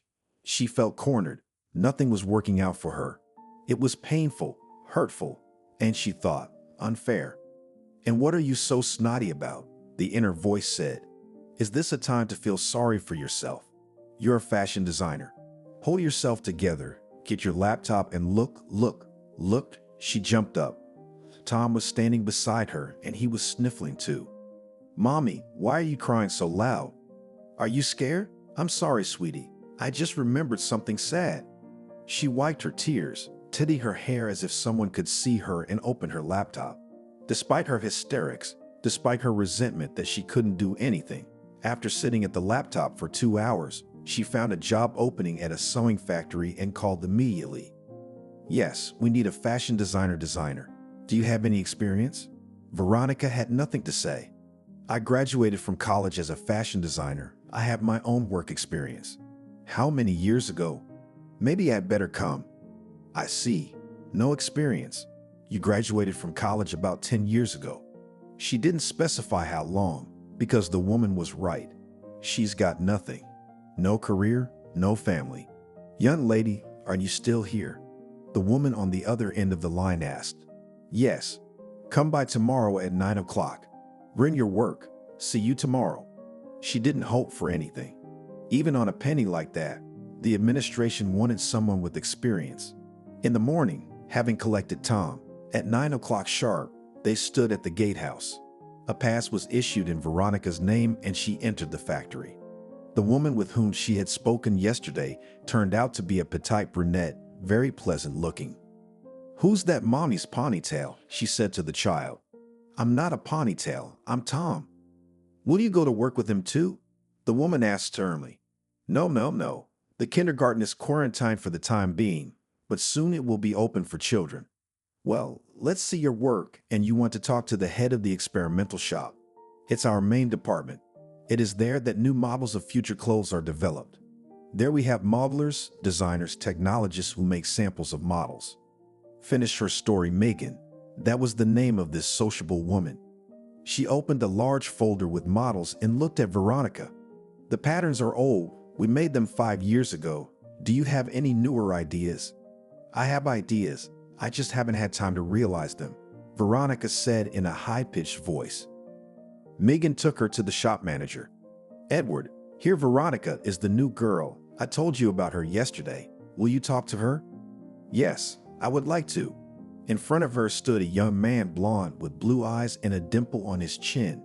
He was a little taller than Veronica. Come in, he invited her, letting her into the office. They talked for about half an hour and the boss agreed to take her on a 1-month probationary period. Our team is young, not afraid to put forward bold ideas, so we keep up with the times. I will be glad if you will settle in and will be useful to our factory. I'll do my best. Tomorrow to the personnel department and get to work. Veronica had been working at the factory for a month. She didn't like the work. It wasn't her job to design models, but she was good at it. Tom went to a private kindergarten a stone's throw from home. She rarely saw John, mostly on phone calls. Several times she'd been called in to speak to an investigator and Liam had accompanied his client.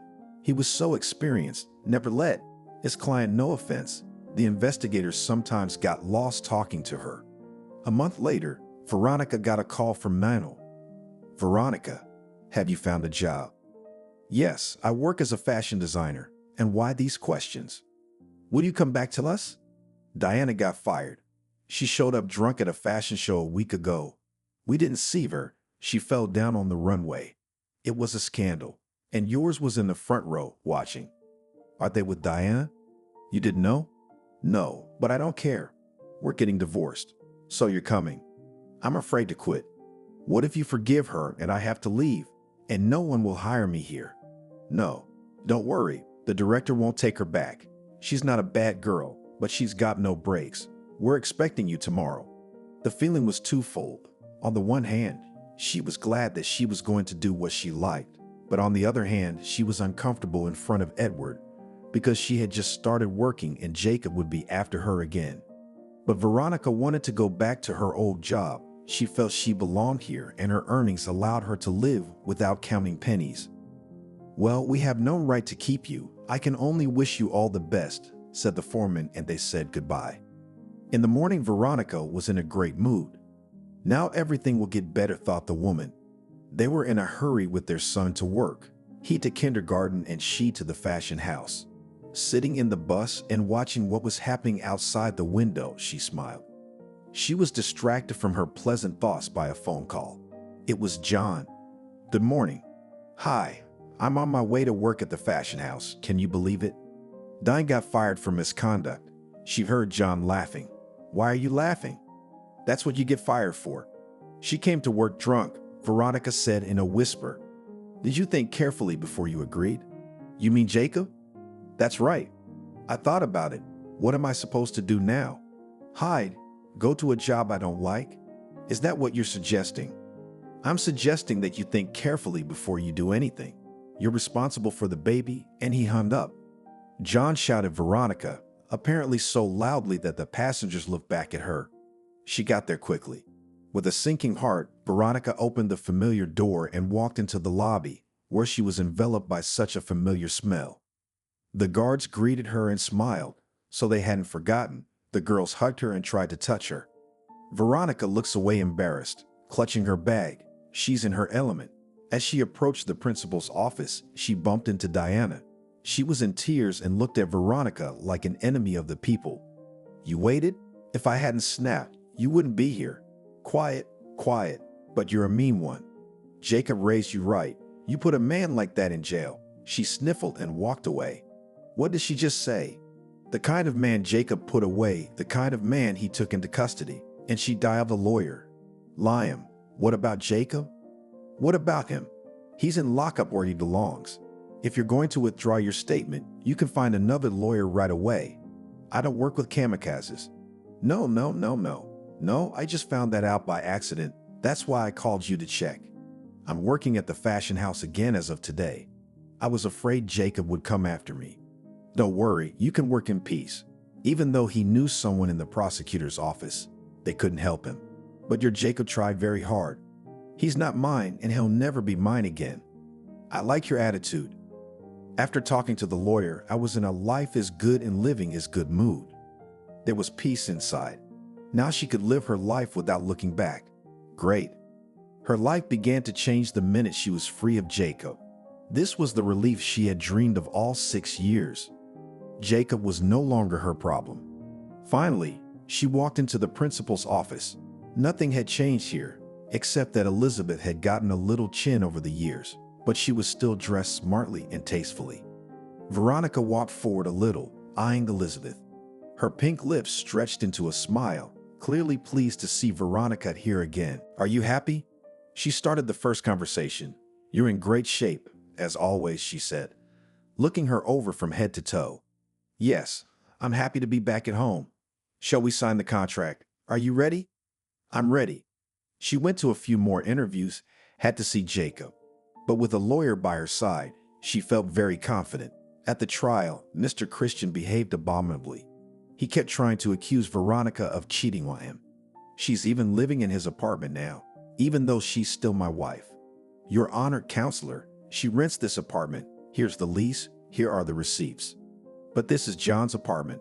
But she has the right to rent any apartment, especially since this one is cheaper. She lived in his house while I was looking for her all over the city, shouted at the Hall X.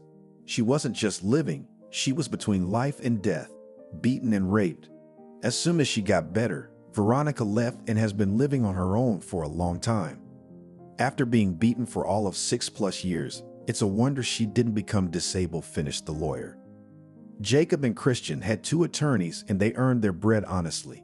The trial was postponed 3 times at the request of the accused, and they even managed to reduce the sentence by 3 years. The sentence was read for about an hour, and Mr. Christian received 9 years in a strict regime colony. She breathed the air of freedom, and her heart missed John. But that's another story. You'll regret getting married. After burying her daughter, her mother-in-law kept an eye on her son-in-law. And when he told her the date of the wedding, he had been walking down the long corridor of the hospital for 2 hours. Michael had brought his wife in. She was very weak. The doctors did not advise her at first, and then seeing her persistence, forbade her to give birth. With her heart condition, it was tantamount to murder, but she convinced the doctors. I feel everything will be all right. My intuition has never failed me before. When her husband brought her to the hospital, the doctors asked her just in case. Michael, anything can happen. You know your wife's health, so I'm asking you now, who do we save if something goes wrong? Of course, honey, and you think she can't handle it? Asked in a frightened voice by a grown man. Michael, with your wife's health, anything's possible, but we'll keep our fingers crossed. It was out of the question that Angela would give birth on her own, so only a C-section. She was covered in sweat, small curls stuck to her forehead. She tried to say something, but she had no strength. She was breathing often, and you could tell from her lips that she was asking, "Soon?" Her beautiful long fingers dove into the snow-white sheet, and she bit her lips so hard from the pain that blood dripped from them. A heart medication was injected into her vein. She began to breathe more evenly and said she felt better. She was given anesthesia and labor began. When the first girl was taken out, the instruments showed cardiac arrest. She became violently ill. A cardiologist was by her side who knew what medications she was tolerating and what needed to be administered to make the labor successful. Everything they could do was done. When the doctors realized they were losing her, they began to save the second girl. Two tiny droplets, similar to each other, came into the world on Christmas Day. God gave them life, but took the life of their mother. The father was inconsolable. Life with his wife was a blessing. Soft, kind, she loved her husband and was devoted to him with all her aching heart. It was a model family. Sisters to Pinani, a woman of about 50 years old, who was with the children inseparably. They named the girls almost identically, Victoria and Veronica.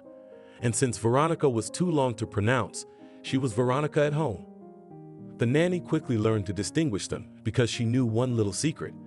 Victoria, the oldest by 5 minutes, had a small mole behind her right ear, and the younger Veronica had the exact same one, but behind her left. She told Michael this, but he was even more confused. He tried to be home less. There wasn't much Dad could do for the girls, so he plunged into work. He had to provide his princesses with a secure future. So the first thing he did was to buy a huge plot of land outside the city and build a big house. He wanted it to be a family nest. He wanted the girls to live here with their families. Taking this into account, he built a house with 2 entrances, decided so. Victoria has a mole behind her right ear. Her entrance will be on the right, and Veronica's will be on the left. Then everyone laughed at this idea, but when, after 3 years, the mansion was built, everyone saw just a castle for princesses. The entrance consisted of 2 entrances. Above each of them were monograms in the form of letters B and H. It was very unusual. When you entered the doors, there were 2 beautiful staircases on the right and left leading to the second floor. Michael tried to make everything in the house so that his girls were comfortable. After the above events, 17 years passed. The father did not dote on his girls. His life he never settled, did not find a woman who at least a little would be similar to his honey. Daughters grew up beautiful, and father was worried about the increased attention from the male population, and he thought that they should be less at dubious events. If we talk about the characters of the girls, then better than a poet, and cannot say, ice and fire. The eldest Victoria was daring, mischievous, and prone to adventure. The huge world mesmerized and beckoned her to herself, which cannot be said about Veronica. Victoria was told by a gypsy that she was not created for family life, but for festivity and splendor. That her life would be full of adventure and loss, to which she replied that she didn't believe in that nonsense. She was very beautiful. This beauty was so bright, even bold. Despite her still very young age, she had the alluring look of an experienced woman and seductive plump lips. She was not shy to charm and seduce. She never went unnoticed. When not seen by her father, she painted her already seductive lips with bright red lipstick. Combined with her black hair, it looked a little vulgar, but there wasn't a man who would take his eyes off her in a bored way. She saw it, knew it, and sort of teased them by saying, "Yes, I am so beautiful, but I am not yours. I am not so easily obtained, and only your glance is very little to be with me." But for all that, she was an excellent student. She read a lot, and her tongue was so strong that even her father couldn't talk over her. Victoria kept everyone in suspense. Once, the chauffeur who drove him to work came to his father and said that there was no car in the garage. There was no one to take the car except Victoria. When Veronica heard the roar of an approaching motor, she jumped out of the house and ran up to the garage. They stared at each other, one completely displeased with her sister's behavior, and the other satisfied that she could get away with it. "So, where did you learn to drive?" Veronica asked her. But Victoria laughed merrily that her joke had succeeded. From the outside, it was striking that, despite the difference in the expression of their beautiful faces and the apparent recklessness of her older sister, they were alike as 2 drops of water. Looking at each other, it was as if they were looking in a mirror. Veronica's character was completely different. With the same facial features, the same plump lips, she was modest, quiet, like her mother.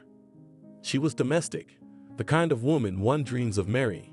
Intelligent, beautiful, modest, she had in her blood the care for her family and friends. Veronica was content with her home and family and followed their traditions. The sisters were always very close. The girls loved each other very much, and Veronica was always pulling her older sister out of yet another trouble. She always found a reason to justify Victoria, and without hesitation, took on her guilt. Their father often lectured them, teaching them to be serious and responsible, even when temptations were great.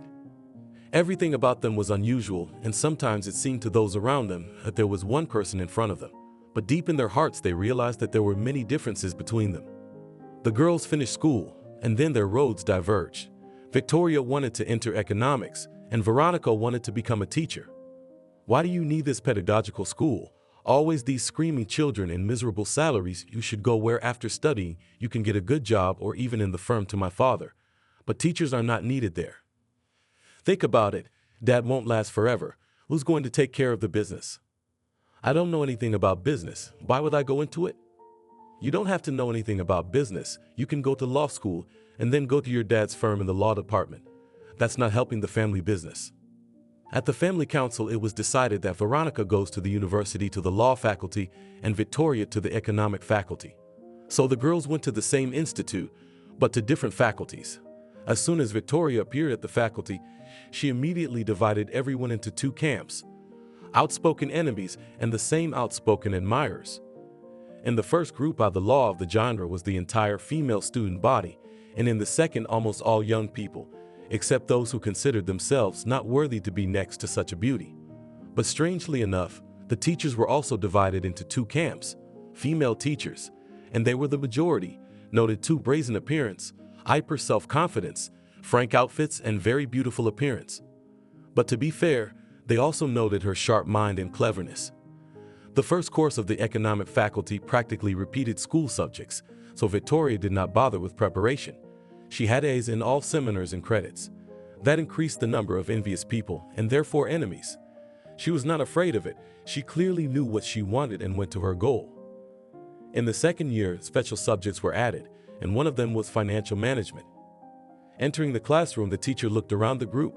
On the second row, his attention was attracted by a searing brunette who looked at him with interest. "How do you do?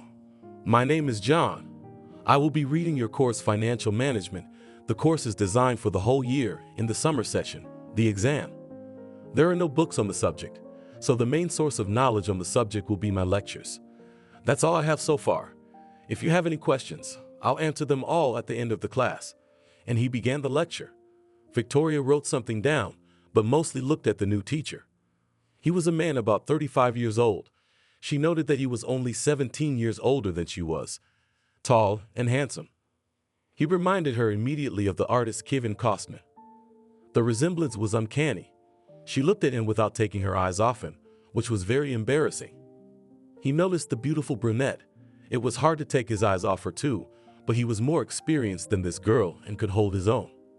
He was clearly attracted to her. At the end of the lecture, John, as promised, asked for questions that he was willing to answer. Everyone remained silent, but Victoria decided to ask. "Tell me, has anyone ever told you that you look like the artist Kevin Costner?" Everyone laughed. "A little off topic, but I'll answer, so that you're no longer tormented by this question. Yes, it has been said, and more than once. I myself also noticed some similarities, but the most minuscule." "Yes, indeed," Victoria said. "You are much more interesting than he is." Without any embarrassment, she finished. "Thank you for your kind words, but that's the end of the matter. If you are not interested in anything else, I'll say goodbye." She didn't write down the lecture, so she took the notes from Steve, who was the one who had the most fun with her. He was outwardly a very interesting guy, but he was too small for her. He tried to please her. He was her slave, and what she needed, with her temperament, was a man. 6 months passed. During this time, Victoria learned a lot about her favorite man, and that he became her favorite, she did not even doubt. He was unmarried. In this place, she sighed with relief. He had a rented apartment. After the institute, he had an internship abroad and lived there for 2 years. She had enough of this information, the main thing in which was that he was free. And she started the offensive, not thinking about the consequences. The sisters went to university by car. Victoria was driving. It was obvious that she liked driving, but as an enthusiastic person, she had exceeded the speed limit more than once. But in some amazing way, without involving her father, she dealt with the situation herself. The winter session was coming up, and Victoria was not nervous at all, because there was no subject that would be difficult for her. She couldn't think of an excuse to be alone with John, but one day she thought of slashing his tires and offering her services, giving him a ride home. She asked the local shepherd, who always hung out around the corner to smoke and drink beer. After paying a little and showing the car victim, she calmly went to lectures. When she left the university, she saw John, who was cutting circles around the car and lamenting about the 3 flat tires. "Wow," Victoria said in surprise. "Who are you so angry with?" "I was thinking the same thing. There were no credits, no exams, even less. No other way than someone fell in love and thus declared his love," John said with a smile. "You say it so confidently, as if it was not the first time." "No, it's not. It is. I was going to offer you a ride home, but now I don't know. You'll think I did it on purpose to get you in the car." "That's exactly what I think. But I'll ask you to drive me home. But please wait, I'll call a tow truck." She was so embarrassed that he had figured her out on the divide. They rode in the car and were silent. "Where should I take you?" Victoria asked. He gave the address. As they drove up to his house, she didn't want to part with him. He felt it. He had the same desire, but John knew it was wrong, that she was still a child and he shouldn't go along with his feelings. He was an experienced man. He had been with women. He knew what they were like. But in this case, he knew he had to stop. Victoria was waiting for John to say thank you and leave. So ahead of him, she asked, "What are you going to pay with?" "What do you need? I can offer money." And he saw her pretty face wrinkle. "I can buy you a coffee. There's a lovely cafe around the corner." She shook her head, showing him that it wasn't that. "Then you talk. I'll do it." "Are you sure you'll do it?" And she had the courage to say. "Kiss me." She did not take her eyes away, but looked straight at him. She had the tantalizing look of an experienced woman, her bright lips attracted like a magnet. He wanted it too, but the fruit was forbidden. And that fueled the passion even more, and he couldn't resist. He pulled her to him, gently at first, slightly touching her face and lips, began to cover her with kisses. From her reaction, he realized that it was her first time. He knew how to bring a woman to ecstasy, and when he felt that she was all his, they merged in a passionate kiss. She was dizzy with happiness. She did not even think that it could be so pleasant. When he wanted to let her go, she didn't let him, wrapping her arms around his neck and pulling him against her. Veronica loved going to law school. She thought she would regret her career as an educator. But no, she liked student life. Despite the fact that she was as beautiful as Victoria, she had friends, appeared girlfriends, on the background of which her beauty was even more expressive. She was respected by teachers for her intelligence, poise, and excellent academic performance. Many boys liked her, but she herself was not in a hurry with relationships. Her favorite phrase, "all in due time." The second course brought a lot of new subjects, new difficulties, yes, a lot of new things. Veronica sat at the textbooks to understand it all. And once seeing this, her father offered the help of his lawyer, who works at the firm. He will explain everything to you in simple, accessible language, and examples will be given. Don't say no.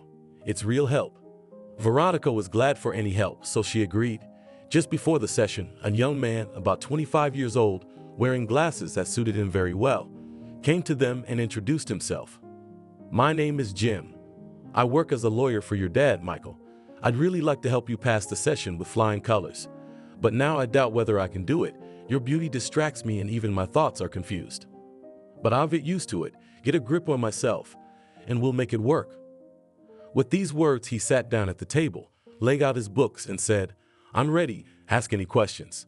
Veronica took the tickets and, without wasting time, started with the first one. They had been called for lunch 3 times already, but their preparation was going so well that they only came for dinner. Veronica was very grateful to Jim.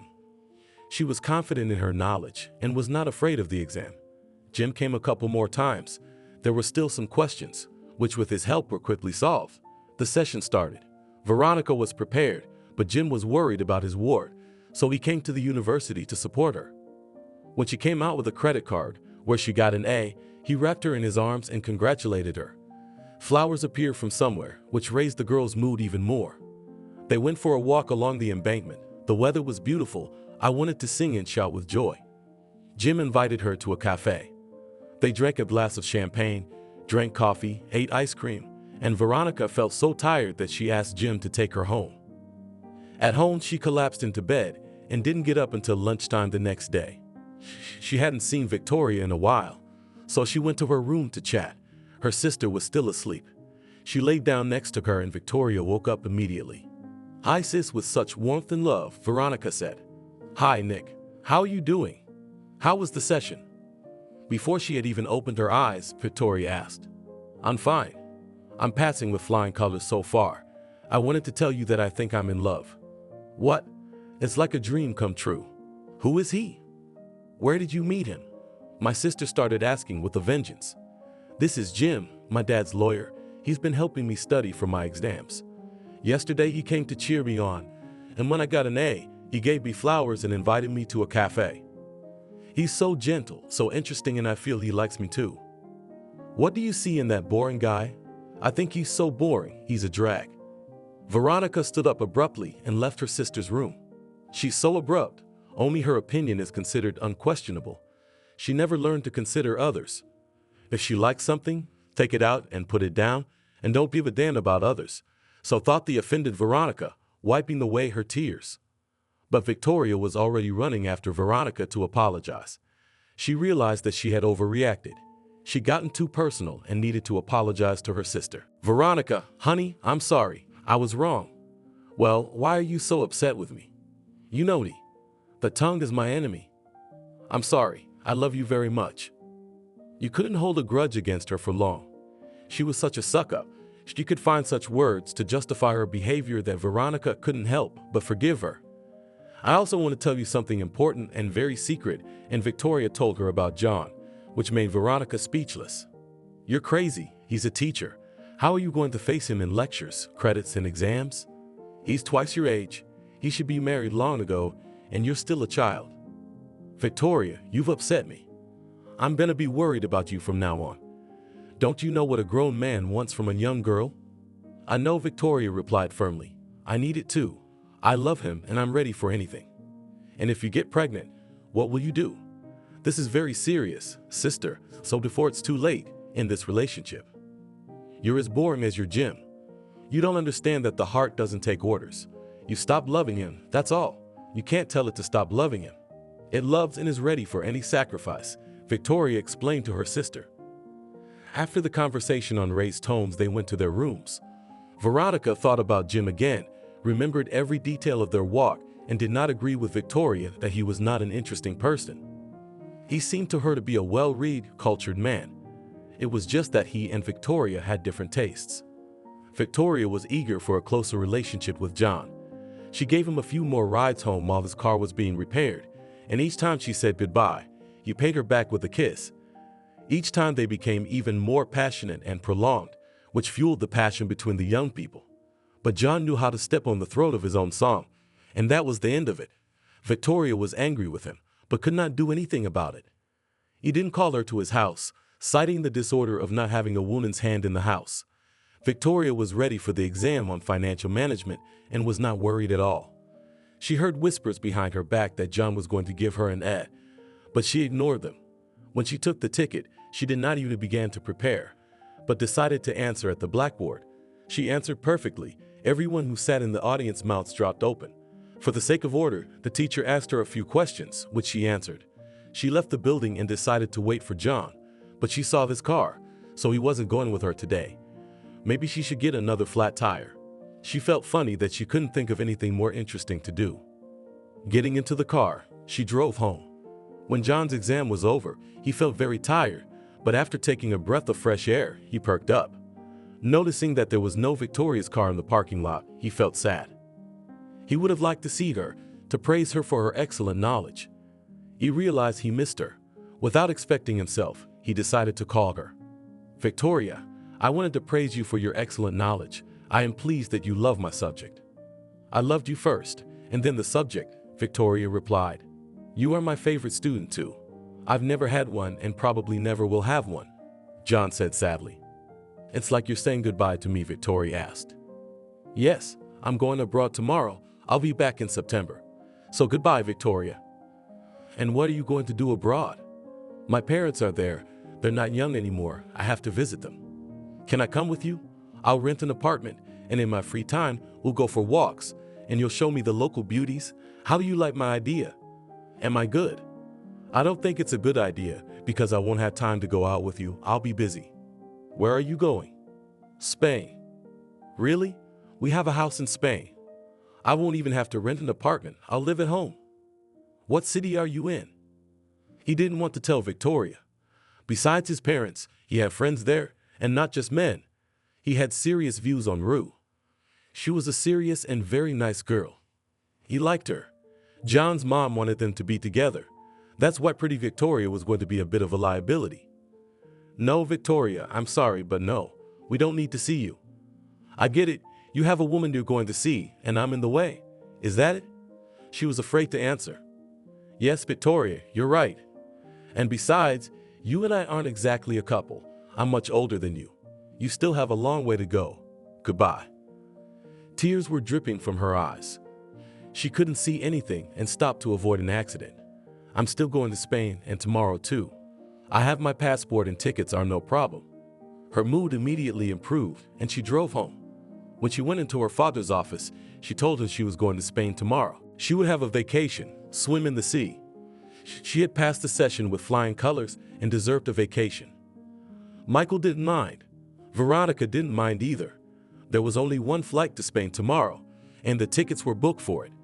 She saw John from afar, but she didn't want him to see her. Since they were business class passengers, they boarded without waiting in line, and they had a separate minibus that took them along the runway, and they got on the plane first, because John was flying economy class and they didn't meet. When they got in the air, Victoria told her sister why there was such a rush. She told her that John was on the plane, also going to Spain. She asked her sister to go to their house alone, and she would come over later. She should see where John was going. Veronica disagreed for a long time, but it was useless to argue with Victoria. She ran after John so as not to lose sight of him. He was met by a girl, small in stature, a little pudgy pretty, but she's a long way from me, she thought arrogantly. Maybe it was a sister or an acquaintance. They walked to the bus and Victoria kept up. When they got off the bus, they immediately ducked into a cab. While she was looking for a car, they had already driven away, but she told the cab driver which car to follow. It was getting dark, and when her car stopped, she saw that a completely different person had gotten out of the car they were following. The cab driver had mixed up the cars and followed the other one. Victoria looked around. Everything was unfamiliar. The cab driver was gone. What should she do? The neighborhood didn't look like a rich one. There were small houses around, and she realized that she had to get out of here quickly. She walked in the direction where the cab had gone. She wanted to ask how to get to the bus, but she didn't meet anyone. A group of young men and women were walking towards her, and she asked them for directions to the bus, but she did not remember anything else. She woke up in a dirty shed with a headache and a terrible smell. It was as if there was a toilet nearby. When her eyes got used to the darkness, she realized that she was in a shed with a hole in the roof and a toilet pit next to it. She wanted to get up, but her legs were tied with duct tape. She didn't have her phone, money, or purse with her. Her hands were stiff from the duct tape, so she tried to rip it off with her teeth and free herself. When she freed her hands and started to untie her legs, at that moment a man entered the shed and explained in broken English that she should not hurry anywhere. They have her passport, phone, and money. Where did such a beautiful girl come from? I'm from the USA, let me go. No, we need such a bird ourselves. You'll work and give us the money, but if you dare to run away, we'll catch you and spoil your pretty face. You'll be in trouble. They're already looking for me and they'll find me. So you better let me go. I can give you money. I have a rich dad. If I call him and he'll send it to me. Give me the phone and you'll be rich. No, pretty girl, you'll earn us more with your sweet spot than your daddy will pay us once. So wait for the owner to come and decide. She realized she was in deep shit, and for the first time in her life she didn't know what to do, so she was scared. When she couldn't wait for Victoria by nightfall, she called Michael. Daddy, Something's happened to Victoria. I can feel it. Come quickly. I can't do it alone. Michael left on a private flight with the security guys. They had worked in intergroups many times and had solved such complicated and intricate cases that Michael had no doubt they would help. They'd get to the bottom of it faster because they knew what they were doing. Veronica met her father in tears, always saying the same thing, that Victoria was in danger, that she could feel it and she had to hurry. She was taken to show the place where they had parted with Victoria and where she had gone next. After inspecting the place and seeing the many video cameras, they drove to the Spanish police station. After examining the footage, they saw Victoria getting on a bus. They followed the route of that bus, then examined other video footage. Victoria was clearly seen catching a cab. After looking at the license plate number, they quickly found the cab driver who remembered well where he had taken the beautiful girl yesterday. Half an hour later, they were there. The cab driver, with a wary look around, said in broken English to look for sheds in the yards, and here the Spanish police refused to help, saying that the girl is an adult, came here on her own. No one forced her, and attract people do not know what for what. They will not. Michael offered them money, and a lot of money, but they left. The boys decided to go it alone. There were a lot of shabby houses, no different from the barns in the yard, but not so that they could not be examined. It was nearing the end of the day, and the search yielded nothing. Veronica kept calling and asking how he was doing. They sat down on a bench and decided to make a plan of further actions if they did not find Victoria in these barns. Suddenly they saw 5 men coming out of the farthest shed, which they had not yet examined. When they were out of sight, the boys rushed there. The barn was dark and smelled terrible, but they saw Victoria. She was huddled in the corner, screaming in English, "Don't come near me." Then they called Michael, and she recognized him and started crying hysterically. They brought her out into the light. She was covered in bruises and bruises. She was beaten, her clothes were torn, and she didn't fight back. She was raped. We decided to go to the police station and show them what had been done to a U.S. citizen. Oddly enough, the police were not surprised and said, "She came voluntarily to this criminal neighborhood.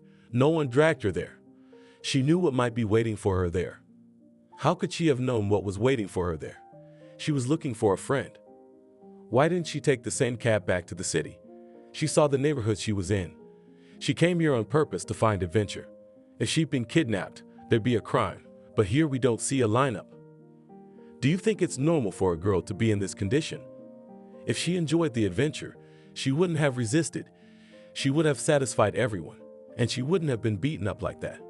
But she was raped. Is that normal in your country? Michael wanted to leave the police station as soon as possible and come home. Veronica met her sister in tears and wanted to hug her, but Victoria pushed her away and ran to the bathroom. 2 hours passed, but the sister did not come out. Everyone started to worry and knocked on the door. Finally, the guys broke the lock and went into the bathroom. Victoria was lying there staring at the ceiling with lifeless eyes. Nothing like Victoria had been 2 days earlier. When she finally got out of the bathtub and changed her clothes, her father decided not to stay here any longer, but to go to the U.S. Victoria would need good psychological help, maybe even psychiatric help. At home, she locked herself in her room, refused to go out for 24 hours, refused to eat. Her father called their house doctor, a rather elderly woman with a lot of experience. She'd have to see a gynecologist to check for pregnancy, take tests to make sure she hadn't contracted any diseases, and definitely a psychologist. I will recommend you a very good specialist who pull people out of terrible situations. Of course, there is not much good, but do not worry. She is young, healthy, time will pass, and she will come to her senses. She refused to go to the doctor. She was hysterical. So another week passed, but her condition did not improve. The doctor, Jenny, said to give her sleeping pills and take her to the doctor. It's her health. Michael had arranged with the doctor in advance, and when Victoria was brought in, she was immediately admitted, examined, and tests were taken. Blood was taken immediately from a vein so that the tests would be more accurate. When Victoria woke up, she was already in her bed. There is nothing worse than waiting. Veronica was very nervous for her sister. She shrank, never left the house, and kept waiting for Victoria to call her to her bedside. 3 days later, they got a call from a hospital saying that the tests were ready. "I'll be able to in a week at the earliest. I'll take my mom out of the hospital, and only then I'll get out." "Okay, call me when you arrive. I'll give you the address." John couldn't calm down for a long time after hearing that. Poor girl, what she'd been through. He couldn't forget what Veronica had told him. John arrived as promised a week later. He was worried sick. What would he say to her? How would he comfort her? But when he entered the room, everything became clear and simple. She recognized him immediately and even wanted to smile, but she didn't really succeed. But why was his heart beating so hard? Why were his palms sweating? Did he really have any feelings for her? She was also beautiful, only her current beauty was not so bright, but still she was good. Her eyes were very sad because her heart was sad. Her soul, with sad eyes, was searching among the other eyes for a soul who could hear her sadness and comfort her. He did not see that Victoria, in whose eyes the devils were playing, and every minute in her head were ripening crazy ideas. When he sat down on her bed, she put her arms around his neck and sat there for so long, he felt that she was crying. "Come on, why these tears? You have such beautiful eyes, and tears make it hard to see them." She put her palms on his face, looked at him for a long time and kissed him on the lips. It turned out so sincerely and tenderly that John pressed her against him and whispered in her ear that everything would be all right and kissed her too. It wasn't a passionate and long kiss, but it was precious to her. She was coming to her senses and felt loved in spite of everything.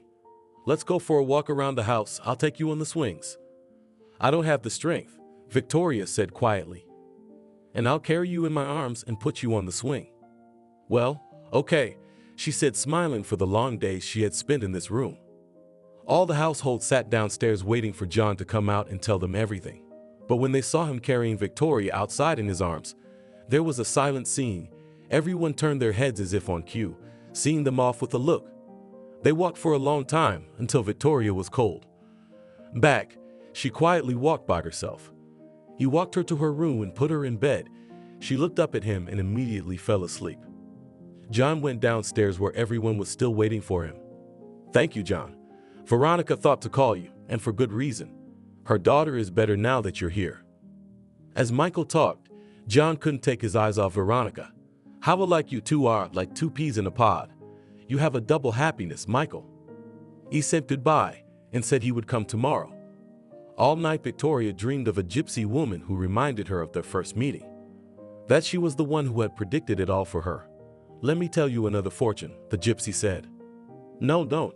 I'm afraid of you," Victoria shouted. "Go away, don't scare me." Veronica heard her cry because their rooms were next to each other. She touched her shoulder and her sister woke up. Her forehead was wet. "I'm thirsty," she said. Veronica quickly ran to get a bottle of water and gave it to her sister. "Where is John?" Victoria asked in a weak voice. "He will come later," he promised. It was July outside the window and the weather was like fall. It had been raining since morning and it was chilly. Victoria didn't want to eat, but she was sleepy. Her head fell on the pillow, and sleep again took her in its soft and gentle embrace. Again she dreamed of the gypsy woman. "Your misfortunes are not yet over, you have." At this point Victoria woke up. She was breathing heavily and her hands were shaking as if she had Parkinson's disease. She couldn't calm down for a long time. Afraid to close her eyes and see the gypsy woman again, who would tell her what trouble still awaited her. Still there was no John. She sat down on the bed, put her feet on the floor, and walked leisurely out of the room. For the first time in a long time, she sat at the communal table and ate lunch. "Why is John gone so long?" she asked Veronica. "Let's call him," she said, and her sister dialed his number. But the subscriber was unavailable. Victoria began to get nervous, crying and saying that she became disgusting to him after the rape. Meanwhile, John's Ford car, following the highway in the direction of Victoria's house, kept to the left side and did not exceed the speed limit. The road was difficult, it was pouring rain. The driver of the truck Gazelle went on the side of oncoming traffic, failed to cope with the control, and collided with the car Hyundai Accent, and that in turn rammed John's car. He made a few circles on the car and drove off into the ditch. Fortunately, the car did not turn over. After hitting his head, he lost consciousness. The doctors arrived, pulled him out of the car, gave him first aid, and took him to the hospital to have a CT scan to rule out brain damage. Only in the evening he was able to call Victoria and tell her what had happened to him. Veronica went to visit the patient and Jim volunteered to accompany her. John's head was bandaged, but he felt fine. 3 days later, he was at Victoria's, but had to get there by cab. His car was being repaired. He had to wait a bit because she had a psychologist. Victoria looked much better. There was a blush on her cheeks. When she saw John, she smiled her white-toothed smile. There was a sparkle in her eyes. The old Victoria was back. Smart, beautiful, confident girl. There was still a month left before school started, and John had to go back to Spain, but only for a couple of weeks. She was sad and already missed him. She imagined that they would talk on the phone for a long time, and he would finally tell her that he loved her very much. Despite the good relationship, John was afraid of it. The age difference frightened him. Talking at the university, a teacher's relationship with a student would make so much noise. He did not know how to do the right thing, so as not to ruin the girl's life. After all, she had just turned 19. In fact, she is a child.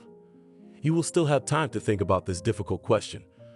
But Michael, as if he realized that the young man has difficulties with the decision of the question, and decided to help. John, do you like Victoria as a woman, or are you just helping her out of her depression?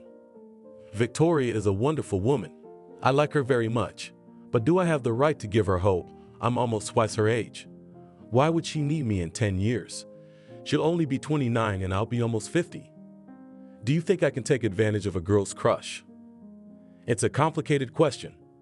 All I want is for my daughter to be happy. And with you by her side, I see her happy. Let's not rush things. I'm leaving now. And when I return, I'll solve this issue. Goodbye and goodbye to your beautiful girl. Thank you, John, and have a soft landing. John flew to Spain on the day my mom was discharged from the clinic. In the evening, the family gathered around the table. Rue had prepared a delicious dinner. John had bought wine and snacks, and the evening was very hearty and warm and delicious. Rue kept glancing at John, but he avoided looking at her. She wanted him to propose at dinner and tell her parents. But after his meeting with Victoria, he didn't want to rush into it. Something was stopping him from making a final decision about his relationship with Rue.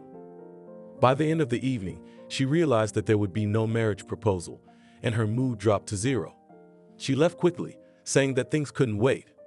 No one held her back or asked her to stay. John walked her to the door and gave her a peck on the cheek and said goodbye. He didn't explain anything to his parents. He had to think about everything himself. At 35, John should have gotten married a long time ago. Victoria was clearly too young for that. She needs to learn. He's sure she's mistaking a crush for great love. A young girl who dreams of the role of a wife very soon may be disappointed in this status. After all, romantic relationships and marriage are far from the same things. There will no longer be secret meetings, kisses with hindsight. There will not be that adrenaline that plays in the blood.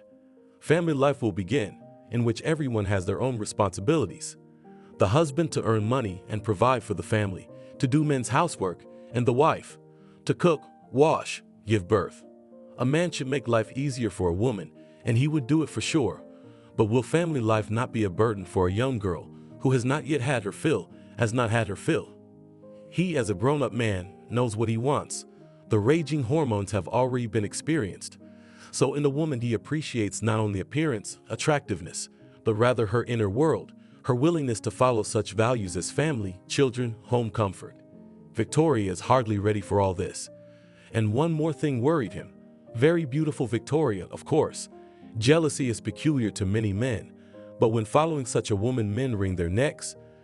Peace will not give him peace. Despite the fact that he as a man has become both professionally and financially, and it would seem, confident in himself, the feeling of jealousy is not alien to him. And with Victoria, he would always live like a volcano. So thought John, lying in his room, about his future relationship with Victoria. His thoughts were interrupted by a phone call. It was Rue. There was no avoiding the conversation, so he answered. Yes, Rue, there's something wrong. Yes, something's wrong. I want to ask you, is there going to be no marriage proposal? Don't feel sorry for me, just tell it like it is. Don't keep me on a short leash or in reserve. You know how I feel about you, and I don't deserve to be treated like I don't exist, and we haven't agreed on anything. John didn't interrupt her, but listened attentively. He realized she was right, but he didn't understand what was holding him back from proposing to her. Rue, give me a couple more days and I'll make up my mind. No offense.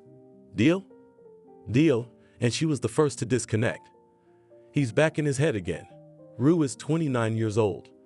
She's a professional, financially independent, self-sufficient. She's a good age to get married and have children. She's a decent person, kind, sincere, loves children. And how does she cook? You can't beat it. She's not beautiful, but she's pretty. Here she is, a ready wife and future mother to your children. What to think? If you marry Ruth, you'll never regret your choice, said the inner voice he always liked to argue with. You've known her for years. She's a trusted companion, and importantly, your parents like her. Yeah, that's true. His mom, Fiona, told him to marry Ruth, that's all. And you like her yourself, because you have to go to bed with her, not your mother, the inner voice advised. Before I met Victoria, I thought I loved her. Well, then it's decided, call and make an offer, commanded the inner voice. I will. Rue is my man, but Victoria will meet her prince. He will be younger, more handsome, and of course he will love her very much, because it is impossible not to love such a beautiful woman. The next day he called Ruth and invited her to visit. Taking her by the hand, he went up to his parents and said, Mom, Dad, I'm getting married. This is my future wife. Do you bless me for my union with her? And his parents all said yes. They decided to get married on New Year's Day. Every year, on the 31st, they would celebrate their family day. Rue was happy because there was no one in her life she loved as much as John. Her dream had come true, and she would soon be a wife sound. She liked everything that was connected with John. John quit the university because he realized that Victoria has no breaks. She will wait for him, worry. He just felt sorry for this girl, who had already been through too much lately. Just before the school year, he called her, congratulated her, wished her success and excellent marks. She spoke to him cheerfully enough, so she was in a good mood. After that, he threw away the old SIN card and inserted a new one. He noted to himself that he did it all with regret, but there was no turning back. They applied to the registry office and began to prepare for the wedding. He moved to live with Rue. She had her own apartment and he had a rented one. They were not going to celebrate a big wedding. They would rather spend the money at a ski resort in fabulous Switzerland. Both were good at skiing, so there were no disputes about where to go. At the Swiss resort, the young couple wanted to celebrate the new year once again. Preparation for the wedding, for the new year, invitations to guests, all this made our newlyweds spin, twirl. But there was really a lot to do. John helped Rue in everything. Friends also did not sit idle. September 1st. Third year, how quickly time flies. The first thing she did was to look at the schedule of the second year to see when she could see John. His class was scheduled 3 times a week. Like us, nothing in the schedule had changed. I'll come by tomorrow and say hello. I miss him, Victoria thought languidly, closing her eyes. She didn't even notice that opposite the name of the subject, there was a completely different name of the teacher. She was so engrossed in the upcoming meeting that she bumped her forehead against Steve's. Look how mature you've gotten. You're so handsome. Look, Steve, you should go into modeling. You look really good. Do you really like me? Maybe we could go out, celebrate the start of school. No, Steve, I don't mean like me. You're handsome, I'll give you that, but you're not mine. As a friend, I'm not giving you to anyone, okay? Got it, Steve said with a faded look in his eyes. While they were talking to Steve, dozens of guys' eyes opened wider at the sight of Victoria, especially the freshman. Pretty girl, what year are you in? The bolder ones asked. Go, you're still small, the girl answered them. The next day, she chose her outfit more carefully. Her makeup was minimal. She knew that John liked it better. As she approached the auditorium where he was to have his lecture, she waited for him. Students came in, many of them she knew and said hello, but a man showed up. But it wasn't John. He came to the door and asked Victoria, "Will you be coming in?" "No, I'm looking for John." "And who is he?" "I don't know him, I'm sorry." She rushed to the dean's office. "Anna, darling, where's John?" "Well, he quit back in the summer." "He quit? Do you know where he went?" "No, nobody knows for sure, but they say he's done teaching. He's working as a consultant for some firm. I don't know which one." She didn't know what to compare her condition to. She'd been run over by a skating rink. She's dead. She's gone. Is he disgusted with me after what happened? Well, he realizes it could happen to anyone. Not just anyone. It could happen to you. Because you're reckless, The inner voice couldn't bear not to intervene. "You shut up. Nobody's asking you. Without you, it's sickening," Victoria sharply parried him. She didn't want to study anymore today. She went to Veronica's faculty, took her out of class, and they went for a walk, eating ice cream and talking. Yes, talking, because that's what she needed most of all. How could he, Veronica, say nothing and just disappear from my life? "You should call him," her sister advised. She dialed his number, but there was no answer. He changed his "as I am" card. "Listen, I know where he lives. Let's go." "Well, let's go," Veronica said reluctantly. She didn't like this situation. It was high time for her sister to calm down and get on with her life. It was not her man. Other people lived in the apartment where the previous tenant had gone. They had no idea. Her last hope of finding John had collapsed. She hadn't gone to the university for the third day, lying with her arms stretched out along her torso. Veronica sat next to her, talking to her the whole time. "Veronica, well, if he didn't want to commit his personal life to me, we could have stayed friends, couldn't we? What do you think?" "I think it's a bad idea." "Why do you think that?" "Because you're not ready for it, and that's just how you keep him in your life with the hope of getting him back. I mean, think about it. Could you handle that kind of friendship? Surely you want more, wouldn't you?" Victoria was silent for a long time and answered, "Yes, I get him with this friendship, and we probably become enemies." "That's what I'm saying." "Veronica, maybe I should find a replacement for him. Why, I have a huge choice at uni." "No, dear sister, you shouldn't. Take a break. Realize the experience. Analyze your former relationships so you don't make mistakes later. Don't get yourself worked up. Do not build yourself a jilted bride, by the way, which you never were. Minimize the tragedy of the situation. Nothing fatal happened. Look, Veronica, maybe I should go to a fortune teller." "Victoria, you're losing your mind. You don't need a fortune teller. John didn't promise you anything. He said you weren't a couple." "Didn't he?" "That's right. That's it. Go back to sleep and go to school tomorrow." "Okay." "Yes, tomorrow for school." "Thank you, sis." "You're welcome." They kissed and left to meet again tomorrow. 5 years had passed since the above events. During that time, the girls had graduated from university and worked for Michael at the firm. Veronica was a senior lawyer in the department, and Victoria headed the economic department, and very successfully. She was a strict boss, sometimes even harsh, but everyone loved her because Victoria was fair. She always helped her employees and noticed good work. Veronica was getting ready to get married. Jen proposed to her, and she gave her consent. Victoria, on the other hand, was never able to give her heart to anyone. She still hadn't forgotten John, even though she hadn't seen him since, and he hadn't made himself known. She searched for him on social networks, but she couldn't find him, even contacted the computer aces, but they said he wasn't registered there. And John lived and worked not that far from Victoria. He married Rue, and they had a son, Ben, and a daughter, Victoria. One day, while sorting through the piles of magazines that were already tumbling out of her nightstand, Victoria saw a 3-year-old family magazine that she bought on an occasional basis. On the front cover, she saw John with his wife and children. Inside on the spread was a huge article about family. "The Art of Being the Family" was the title of the article. Why hadn't she seen this magazine before? How could it have passed her by? Victoria read it several times in a row. A welcoming atmosphere reigns in the family of John and Rue. Their friendly family consists of 4 people: mom, dad, darling daughter Victoria, and son Ben. As the head of the family, John told us he knew his wife from the institute. He could not resist such a beauty. The wedding was played. Every time reading up to this point, she threw the magazine and began to remember again and again their meetings with John. John's son is 2 years old and his daughter is a year old. So now the kids are 5 and 4. Why did he name his daughter Victoria? Isn't there any other name?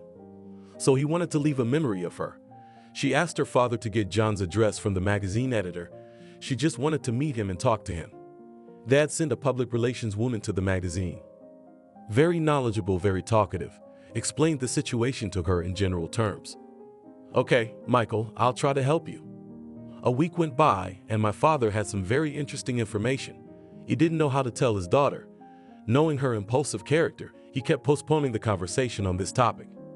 But Victoria felt that her father knew something, but she did not tell her. So one day she went to his office and told him she wouldn't leave until he told her. He started by saying that John was a widower. What? What did you say? He's raising the kids alone. Victoria, sit down and calm down. That's why I didn't want to tell you as long as possible about this. Enough, Dad. Talk to me. I'm already on edge. Her father, knowing his crazy daughter who paced the office from corner to corner, asked her to sit down and not to rush him. Taking a deep breath, he began to tell what he had learned about. 3 years ago, his wife, Rue, was the editor of this magazine. She was described as a good person and knowledgeable. 3 years ago, she was in an area contaminated by radiation with other staff members. Rue decided to interview those who were left to live with their families in those areas. There was a terrible mortality rate there, especially child deaths, but people had nowhere to go and stayed in their homes. There was a huge article about these families, children in her magazine. The authorities, before this article, did not want to recognize this problem, and Rue disrupted this anthem, and these families began to help. But after a year, she started to feel bad herself. At first, she wrote it all off as fatigue, but when it became unbearable, she went to the doctor. She was diagnosed with cancer, already at the 2nd stage. She underwent surgery, and a year later she relapsed. After more surgeries and chemotherapy, she died last year. John was left with 2 children. Since his parents are in Spain, Rue's mom came to visit him. She now lives in his house and helps with the kids. He works hard. You have to support the house and the 2 children. It's all very difficult. That's about it, I guess. Did she get an address or a phone number? She did, but I don't think you should call him, let alone go to its house. The kid's grandmother might not like it.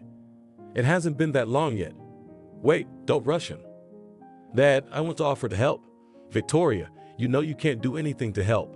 Distracting him from the kids, making him nervous, yes, but he doesn't need that yet. Everything is still fresh in his mind. Victoria knew her father was right, but she was afraid of losing him again. A man like that would never be ignored by a woman, but she decided to wait. A couple of times she drove to his house and saw him from afar. She saw how the children greeted him, how Rue's mother walked with them, but she was smart enough not to get out of the car, but to watch from the sidelines. 6 months later, without saying anything to her father, she drove up to his house, and when she saw him getting out of the car, she went out to meet him. Well, hello, John. How long I've waited for this meeting. But if you tell me to leave now, I won't be here again. Hello, Victoria. No, I won't. I'm very happy to see you. Come on, I'll introduce you to my children. Is this convenient? Am I disturbing anyone? No one, is fine. Seeing the beautiful woman, Rue's mother went into the room with her lips pressed together. The children surrounded their father, and it was obvious that they were happy to see him. Children, this is my friend Victoria. Benjamin was the first to be introduced. Beautiful, just like a princess. I'm Benjamin. My dad and grandma call me Ben. What can I call you? What do you like? Ben sounds soft and affectionate. I think I'll call you that too. It's a deal, answered the boy. And little Victoria hid behind her daddy and didn't want to go near a strange aunt, even though she was beautiful. But Victoria gave her a doll and the child gave in. All the rest of the evening, she sat in the arms of a strange aunt. Then everyone drank tea, but John's mother-in-law never came out, though the children called for her. The children had to go to bed, and Victoria went home. Will you be coming again? Asked Ben. If your daddy lets me, I'd love to come. Daddy will, said John. He walked Victoria to the car, and they said goodbye. As soon as John entered the house, his mother-in-law flew up to him and started to complain. That you've already forgotten your wife, got yourself a woman, and even brought her home. You've forgotten my daughter quickly. It's not even been 2 years since you went out with women. Maria, don't say things you don't know. Victoria is an old acquaintance of mine. Former student. I've never forgotten Rooks, and I never will. So why did she come to our house? Swear to me that you have nothing to do with her. My mother-in-law asked in a raised tone. Well, first of all, I'm not going to swear anything to you. She came to my house. And secondly, my friends can come to me, or I have to ask your permission, who can come to me and who cannot. I am an adult, and I will decide who I want to socialize with and when. I am very grateful to you for your help, but if it is in exchange for control over my private life, I'd rather put my children in a daycare center. Maria was afraid that her son-in-law could deprive her of communication with her grandchildren and lower the degree of claims. You do not take offense at me. It just hurt for my daughter. Just she died, and you've already found another. I've said it all, Maria, and I won't go back to this conversation. I told you before and I'll tell you now, if there's a woman my children will love, she'll be my wife. Of course, I won't be single all my life, however much you may wish it. That said, I don't forget Rue for a moment, and I am very grateful to her for the years we have been together. The week passed quietly. Victoria didn't come or call. On Sunday near noon, she arrived and invited me to take the kids for a walk. There's nothing for them to do outdoors. It's cold out there, they can catch cold, said the mother-in-law, as always loudly and with an irritated intonation. Hello, and we'll go to the shopping center. It's warm there, a lot of entertainment. I think the children will like it, said Victoria in a calm tone. Who are you? She thinks. Maria teased her, your opinion is nobody here. But John came up and the mother-in-law faltered. John told the kids to get dressed. We're going out. Yay, shouted the children. Sure, Grandma loved them, but they had been at home all week, walking around the house. They understandably wanted entertainment. While riding in the car, Victoria talked to Ben. He knew a lot of fairy tales, talking about good and evil. But he didn't know letters, he couldn't read, and he was already 6 years old. Victoria was still a little girl, but it was time for her to study a little too. John, you have to put kids in daycare. They don't socialize with their peers. They don't do anything but read fairy tales. That's good, but it's not enough. Children need to develop. John said nothing, but realized that Victoria was right. When they arrived, they went to the children's entertainment center. The kids were playing there and Ben came up too. At first he watched and then he wanted to play too. He started pushing the kids to get into the center. The kids didn't like it and they started pushing him too. John wanted to intervene, but Victoria stopped him. This is what I told you about. He doesn't know how to play in a group because he doesn't socialize with his peers. Take your time, let him try to solve the problem. But the kid took offense and ran to complain to his dad. John explained to him as best he could that he was wrong. We arrived home in the evening. The children were happy, though tired. In parting, Victoria told him to think about her words. John found a private kindergarten and put the children there. But it cost him part of his life and health. At home there was a huge scandal. Mother-in-law did not try to restrain herself and was not shy in expressions. This girl sang in your ear that the children should be given to a kindergarten, right? I can see right through that bitch. She wants to get into bed with you, so she's all about the kids and you. But I ain't gonna let that happen. Next time, she'll be out of this house like a cork out of a bottle. That could be your mistress. Why did you name your daughter Victoria? So you wouldn't forget about her. Isn't that a steep price to pay, Maria? You're a smart woman and of course you want the best for your grandchildren. Do you think they need to socialize with their peers? Do they need to know something other than the fairy tales you read to them? Do they need to be ready for school? Why don't you tell me I'm wrong? That's just it. And about the name Victoria, that's what Rue called her and you know it well. My mother-in-law didn't say anything and left, slamming the door. The children liked the kindergarten very much. Only the teacher complained that Ben hurts the children if they don't give him a toy. The kids complained to their parents, and they complained to me. I explained to him how to behave, but he was very offended and all day long, you see, he sits in the corner. You can talk to him at home. John didn't think Victoria would be so right. 6 months of struggle with Ben and the problem of how to behave with the boys. Then the teacher will tell John, we won. He started to communicate with the kids and they've accepted him. I'm so happy for the kid. He did it. John was also proud of his son, but he was even more grateful to Victoria. Veronica and Jim's wedding day was approaching. John received an invitation. They entered the wedding hall with Victoria. She was over the moon. The wedding was grand. There were not many people, the closest and friends, but it was a lot of fun. Songs, dances, toasts. John made a very beautiful toast. Weddings are special celebrations. Beautiful, unforgettable. Many people say that after the wedding from the relationship leaves all the romance and remain only gray everyday life. I would like to tell you that everything depends only on you. Remember this always, because how you will build a family life, such it will turn out as a result. Happiness to you, and let the flame that burns between you nowhere never disappear. Bitter. She'd never dance with him.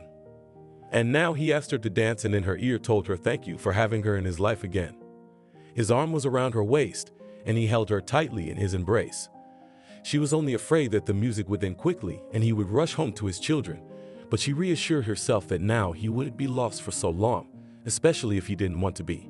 She had much to ask him, to find out how he had lived all this time. But she had grown up, had become more mature, and was waiting for her time. She knew it would come soon. The house was more crowded. Jim came to live with his wife, even though he had a nice apartment. They were together 24 hours a day. At work, Veronica was his subordinate, and at home, Jim obeyed Veronica in everything. But her sister wondered how they didn't bore each other. I guess that was love. Veronica was a wise and patient woman. All the sharp corners she smoothed with one word and always said that the main in the family, Jim. This gave the husband confidence in himself, and he thanked Veronica for it. As soon as Ben's kindergarten was going well, Victoria offered to hire a teacher to prepare him for school. I have an employee in my department, Ariana. Her mom is an elementary school teacher, but she is retired. She could come to Ben's house once a week, say on a Saturday, and tutor him. Victoria would have to study too, but since she's younger, they have different curriculums, I guess. But I think Victoria will hear and see everything, and it will be good for her too. I understand that it is difficult for you to provide for 2 children alone, and these services have never been cheap, but I can help you by giving you a bonus on top of Olga's salary, which will be a payment to Mom for Ben's education. Victoria, thank you, but it's not necessary. I make good money and I can pay my son's tuition. Don't humiliate me. I'm a man. I've always felt responsible for my family and my children. No offense, John, but I mean well. Then I'll make the arrangements and we'll start school on Saturday. Thank you, Victoria. You've been a great help. On Saturday, as arranged, Selena came to Ben's house. He liked her immediately. As Victoria had expected, her daughter stood like a tin soldier and absorbed what the teacher was saying to Ben. Only Maria was not satisfied. The children are bored with their lessons. They taught and taught, as if they would never learn everything at school. But when in a month both children knew all the letters, and Ben was already reading syllables, she cried, hitting him on the top of his head and saying, "What a good boy you are. You're just like your mommy. She'd be proud of you." 6 months later, Ben was reading remarkably well, counting to 20 and solving simple examples. The child learned to retell what he had read. It developed his speech and increased his vocabulary. The question of choosing the school came up. There was a school in the cottage village, but John wanted a more prestigious one. Victoria advised him to give him to this school, which is not far from his home. If your mother-in-law gets sick, if you are on a business trip, the child will be able to get to school on his own. It's quiet here, there's security, no strangers' cars. Selena will also come, at first, to help the child to do his homework. And in 4 years we'll see. John agreed with Victoria's arguments, and Ben went to the school near the house. Everyone came to see him off to the first grade, his grandmother, sister, father, and Aunt Victoria. The child was very happy, felt supported, and was not afraid of anything. Little Victoria was raring to go to her brother. She wanted to stand next to him and hold his hand. Finally, John let her go, and she went over to Ben and stood beside him. She didn't want to go home, so she went to class with him. Then they were brought home together. The first day there were no lessons, and there was a holiday knowledge day. At first, Maria saw him off and met him from school, and after 2 months he already went on his own with other children. Selena came to Ben, did lessons with him, and was very pleased with her student. John saw that it was hard for her to come to her son every day, and he offered her to live in the house, and on Saturday he would take her home. She agreed because she already wanted to refuse from lessons. Age was making itself felt. Maria at first sulked, even did not talk, but seeing the peaceful and calm character of Selena began to soften. They talked a lot about life, went for walks, drank tea, and the mother-in-law was glad to have such a neighborhood. Victoria and John were very timidly establishing relations. She was sure that the relationship with the man would bring her what she needed: love, tenderness, attention, all that a woman gets when she is loved. She did not show haste in activity. After all, sometimes a woman herself begins to rush events, or worse, to lead the process, which is very frightening and repulses the man. Being an adult lady, she did not rush events, did not push the man, and gave him the opportunity to understand his feelings. She did not call him first, did not impose meetings. She waited for activity on his part and was afraid to frighten that fragile happiness, which she smiled after 5 years. She realized that after a few meetings she should not treat it like she was marrying him tomorrow. She was very afraid of hurting his feelings for his ex-wife. That was another reason that kept her in no hurry. She didn't want to take up all his free time and space with her. She also realized that a mature man doesn't show his feelings immediately, and John was far from being a boy. Despite her mother-in-law's displeasure, they met, went to the theater, movies, gave time to their children, who missed their father very much, but were not in a hurry to go to bed, although both of them wanted it very much. Ben finished the first grade. He studied easily. Selena praised him very much. John thanked her for her work, for her warm attitude to Ben, gave her a salary, a bonus, and let her go on vacation. It was almost a year and a half after their meeting, but nothing had moved forward. John did not make any steps for rapprochement, and Victoria lost hope for personal happiness. She decided to go on vacation to a warm land, to bask in the sun, to think and maybe start a new life, a whole new one, without John. Took tickets and flew away. The sea, the sun, the white sand was beautiful. How nice to be on vacation. She only now remembered that she hadn't been on vacation for 2 years.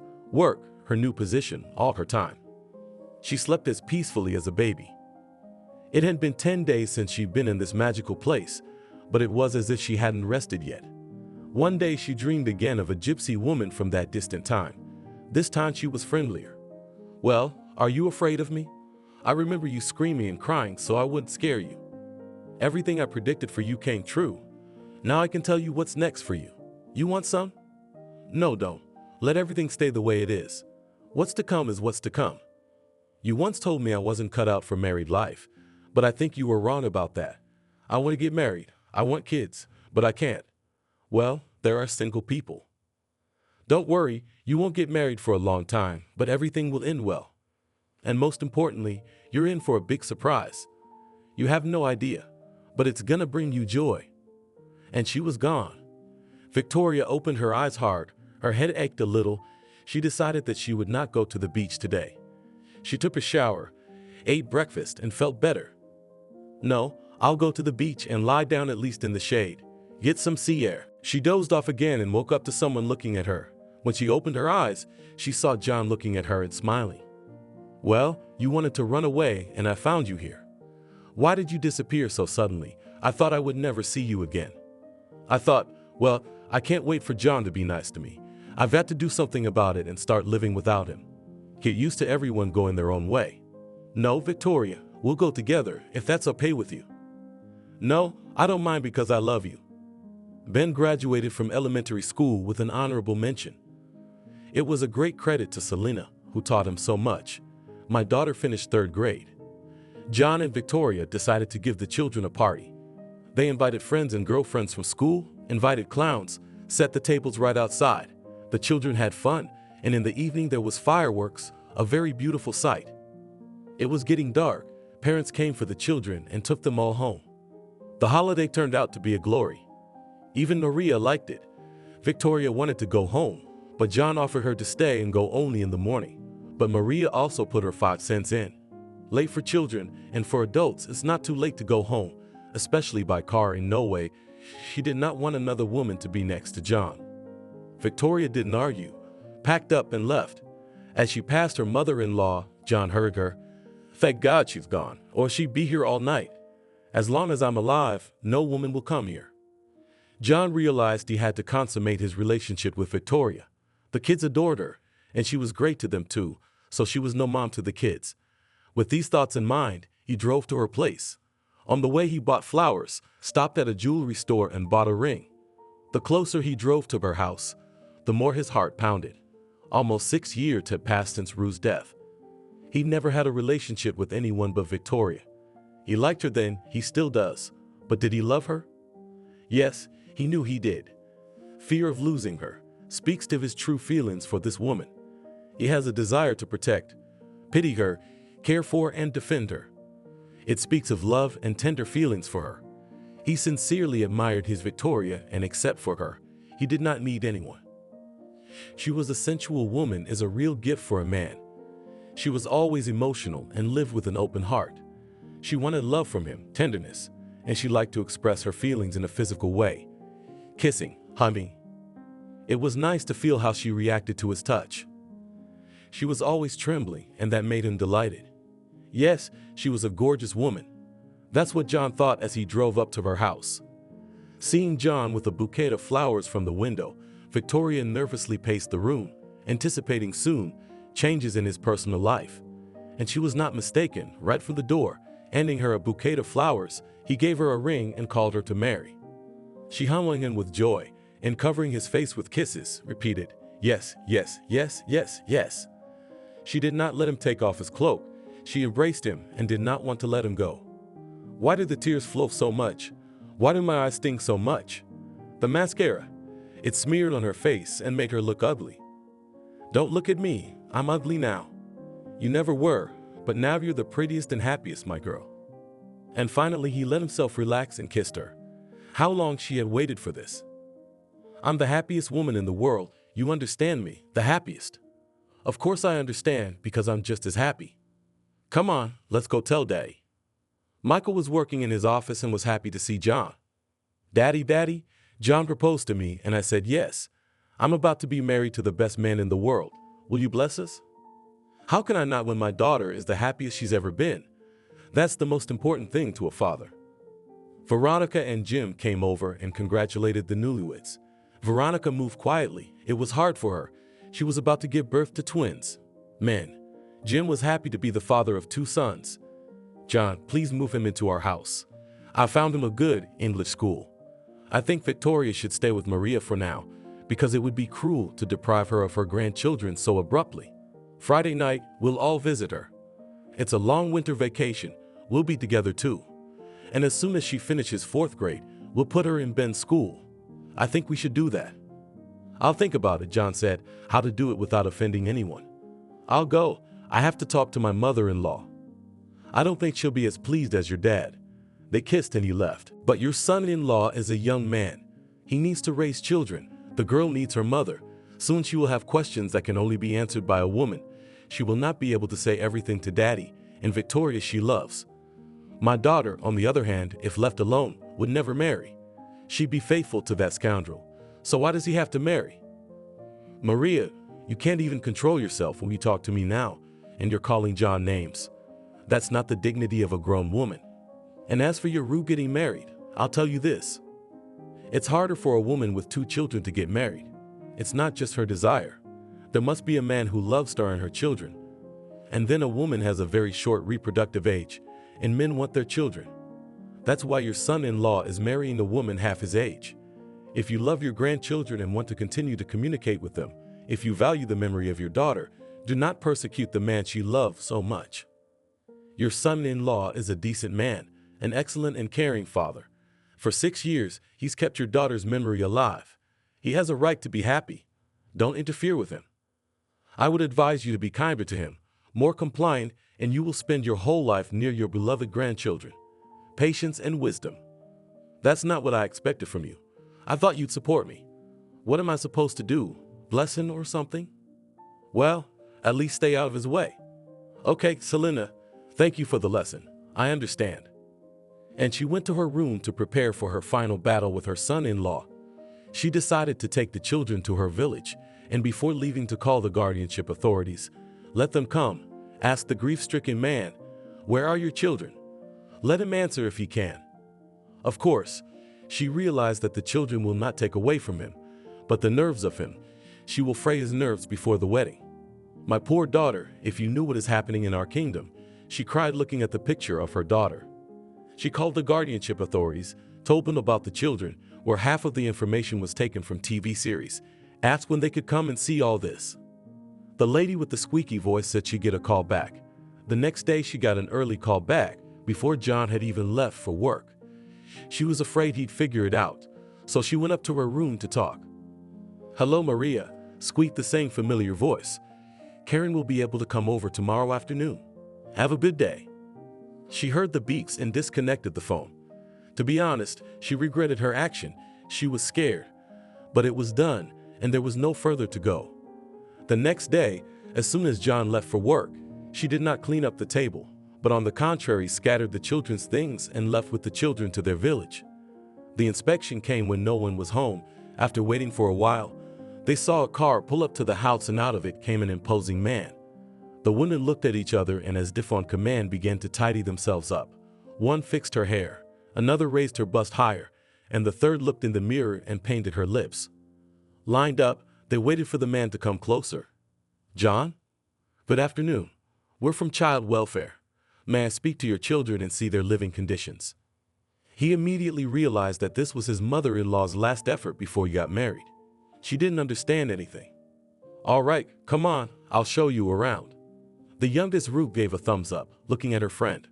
"Oh my God, what a man." As he opened the door and let the women in, he was surprised that no one was home. "Where are your children?" the most experienced woman asked sternly.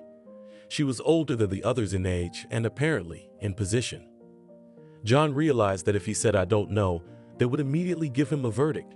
Bad father who doesn't look after his children. To gather his thoughts, he motioned for everyone to sit down and said, "He and Maria are out for a walk. She is the grandmother, the mother of his ex-wife. And where they are walking, you can call them, invite them home. We want to talk to them. While you're calling them, show them your children's rooms." And they followed John up to the second floor of the house. The children's rooms are always such a mess and 3 layers of dust, and she ran her finger along the shelves where the children's books and toys were. No, of course, apparently the grandmother was in a hurry to go out with her grandchildren and didn't tidy up the rooms. "I see," Heron said in a snide and gravely voice. "So we'll wait for your children today." "No, my mother-in-law's cell phone is not available." Too bad, too bad. I'm gonna have to terminate the parental rights of a father like that." "What was that for? Dust on the shelves? Don't you ever see that in your house?" "Don't be rude, my dear. It could cost you." "Are you threatening me?" "No, of course not, but I'm telling you how this could end. Tomorrow, early in the morning, we'll come again." And they walked out of the gate in a single file. John called and asked me to come over today and clean the house.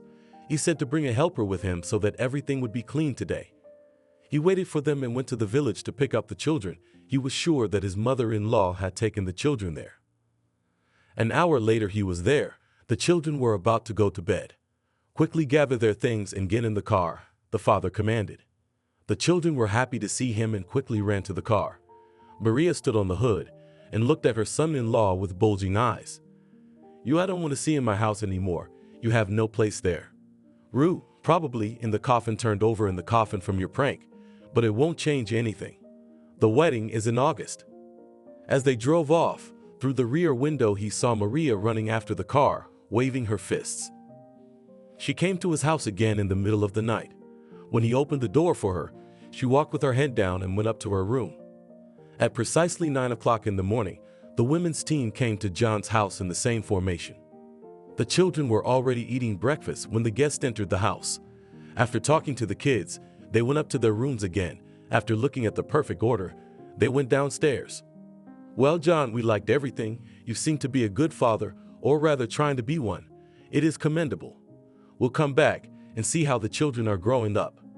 Goodbye. Good luck to you." Rue looked at John with eyes that said more than words could say, but John didn't pay any attention to her, and they left. John decided not to be the first to start a conversation with his mother-in-law.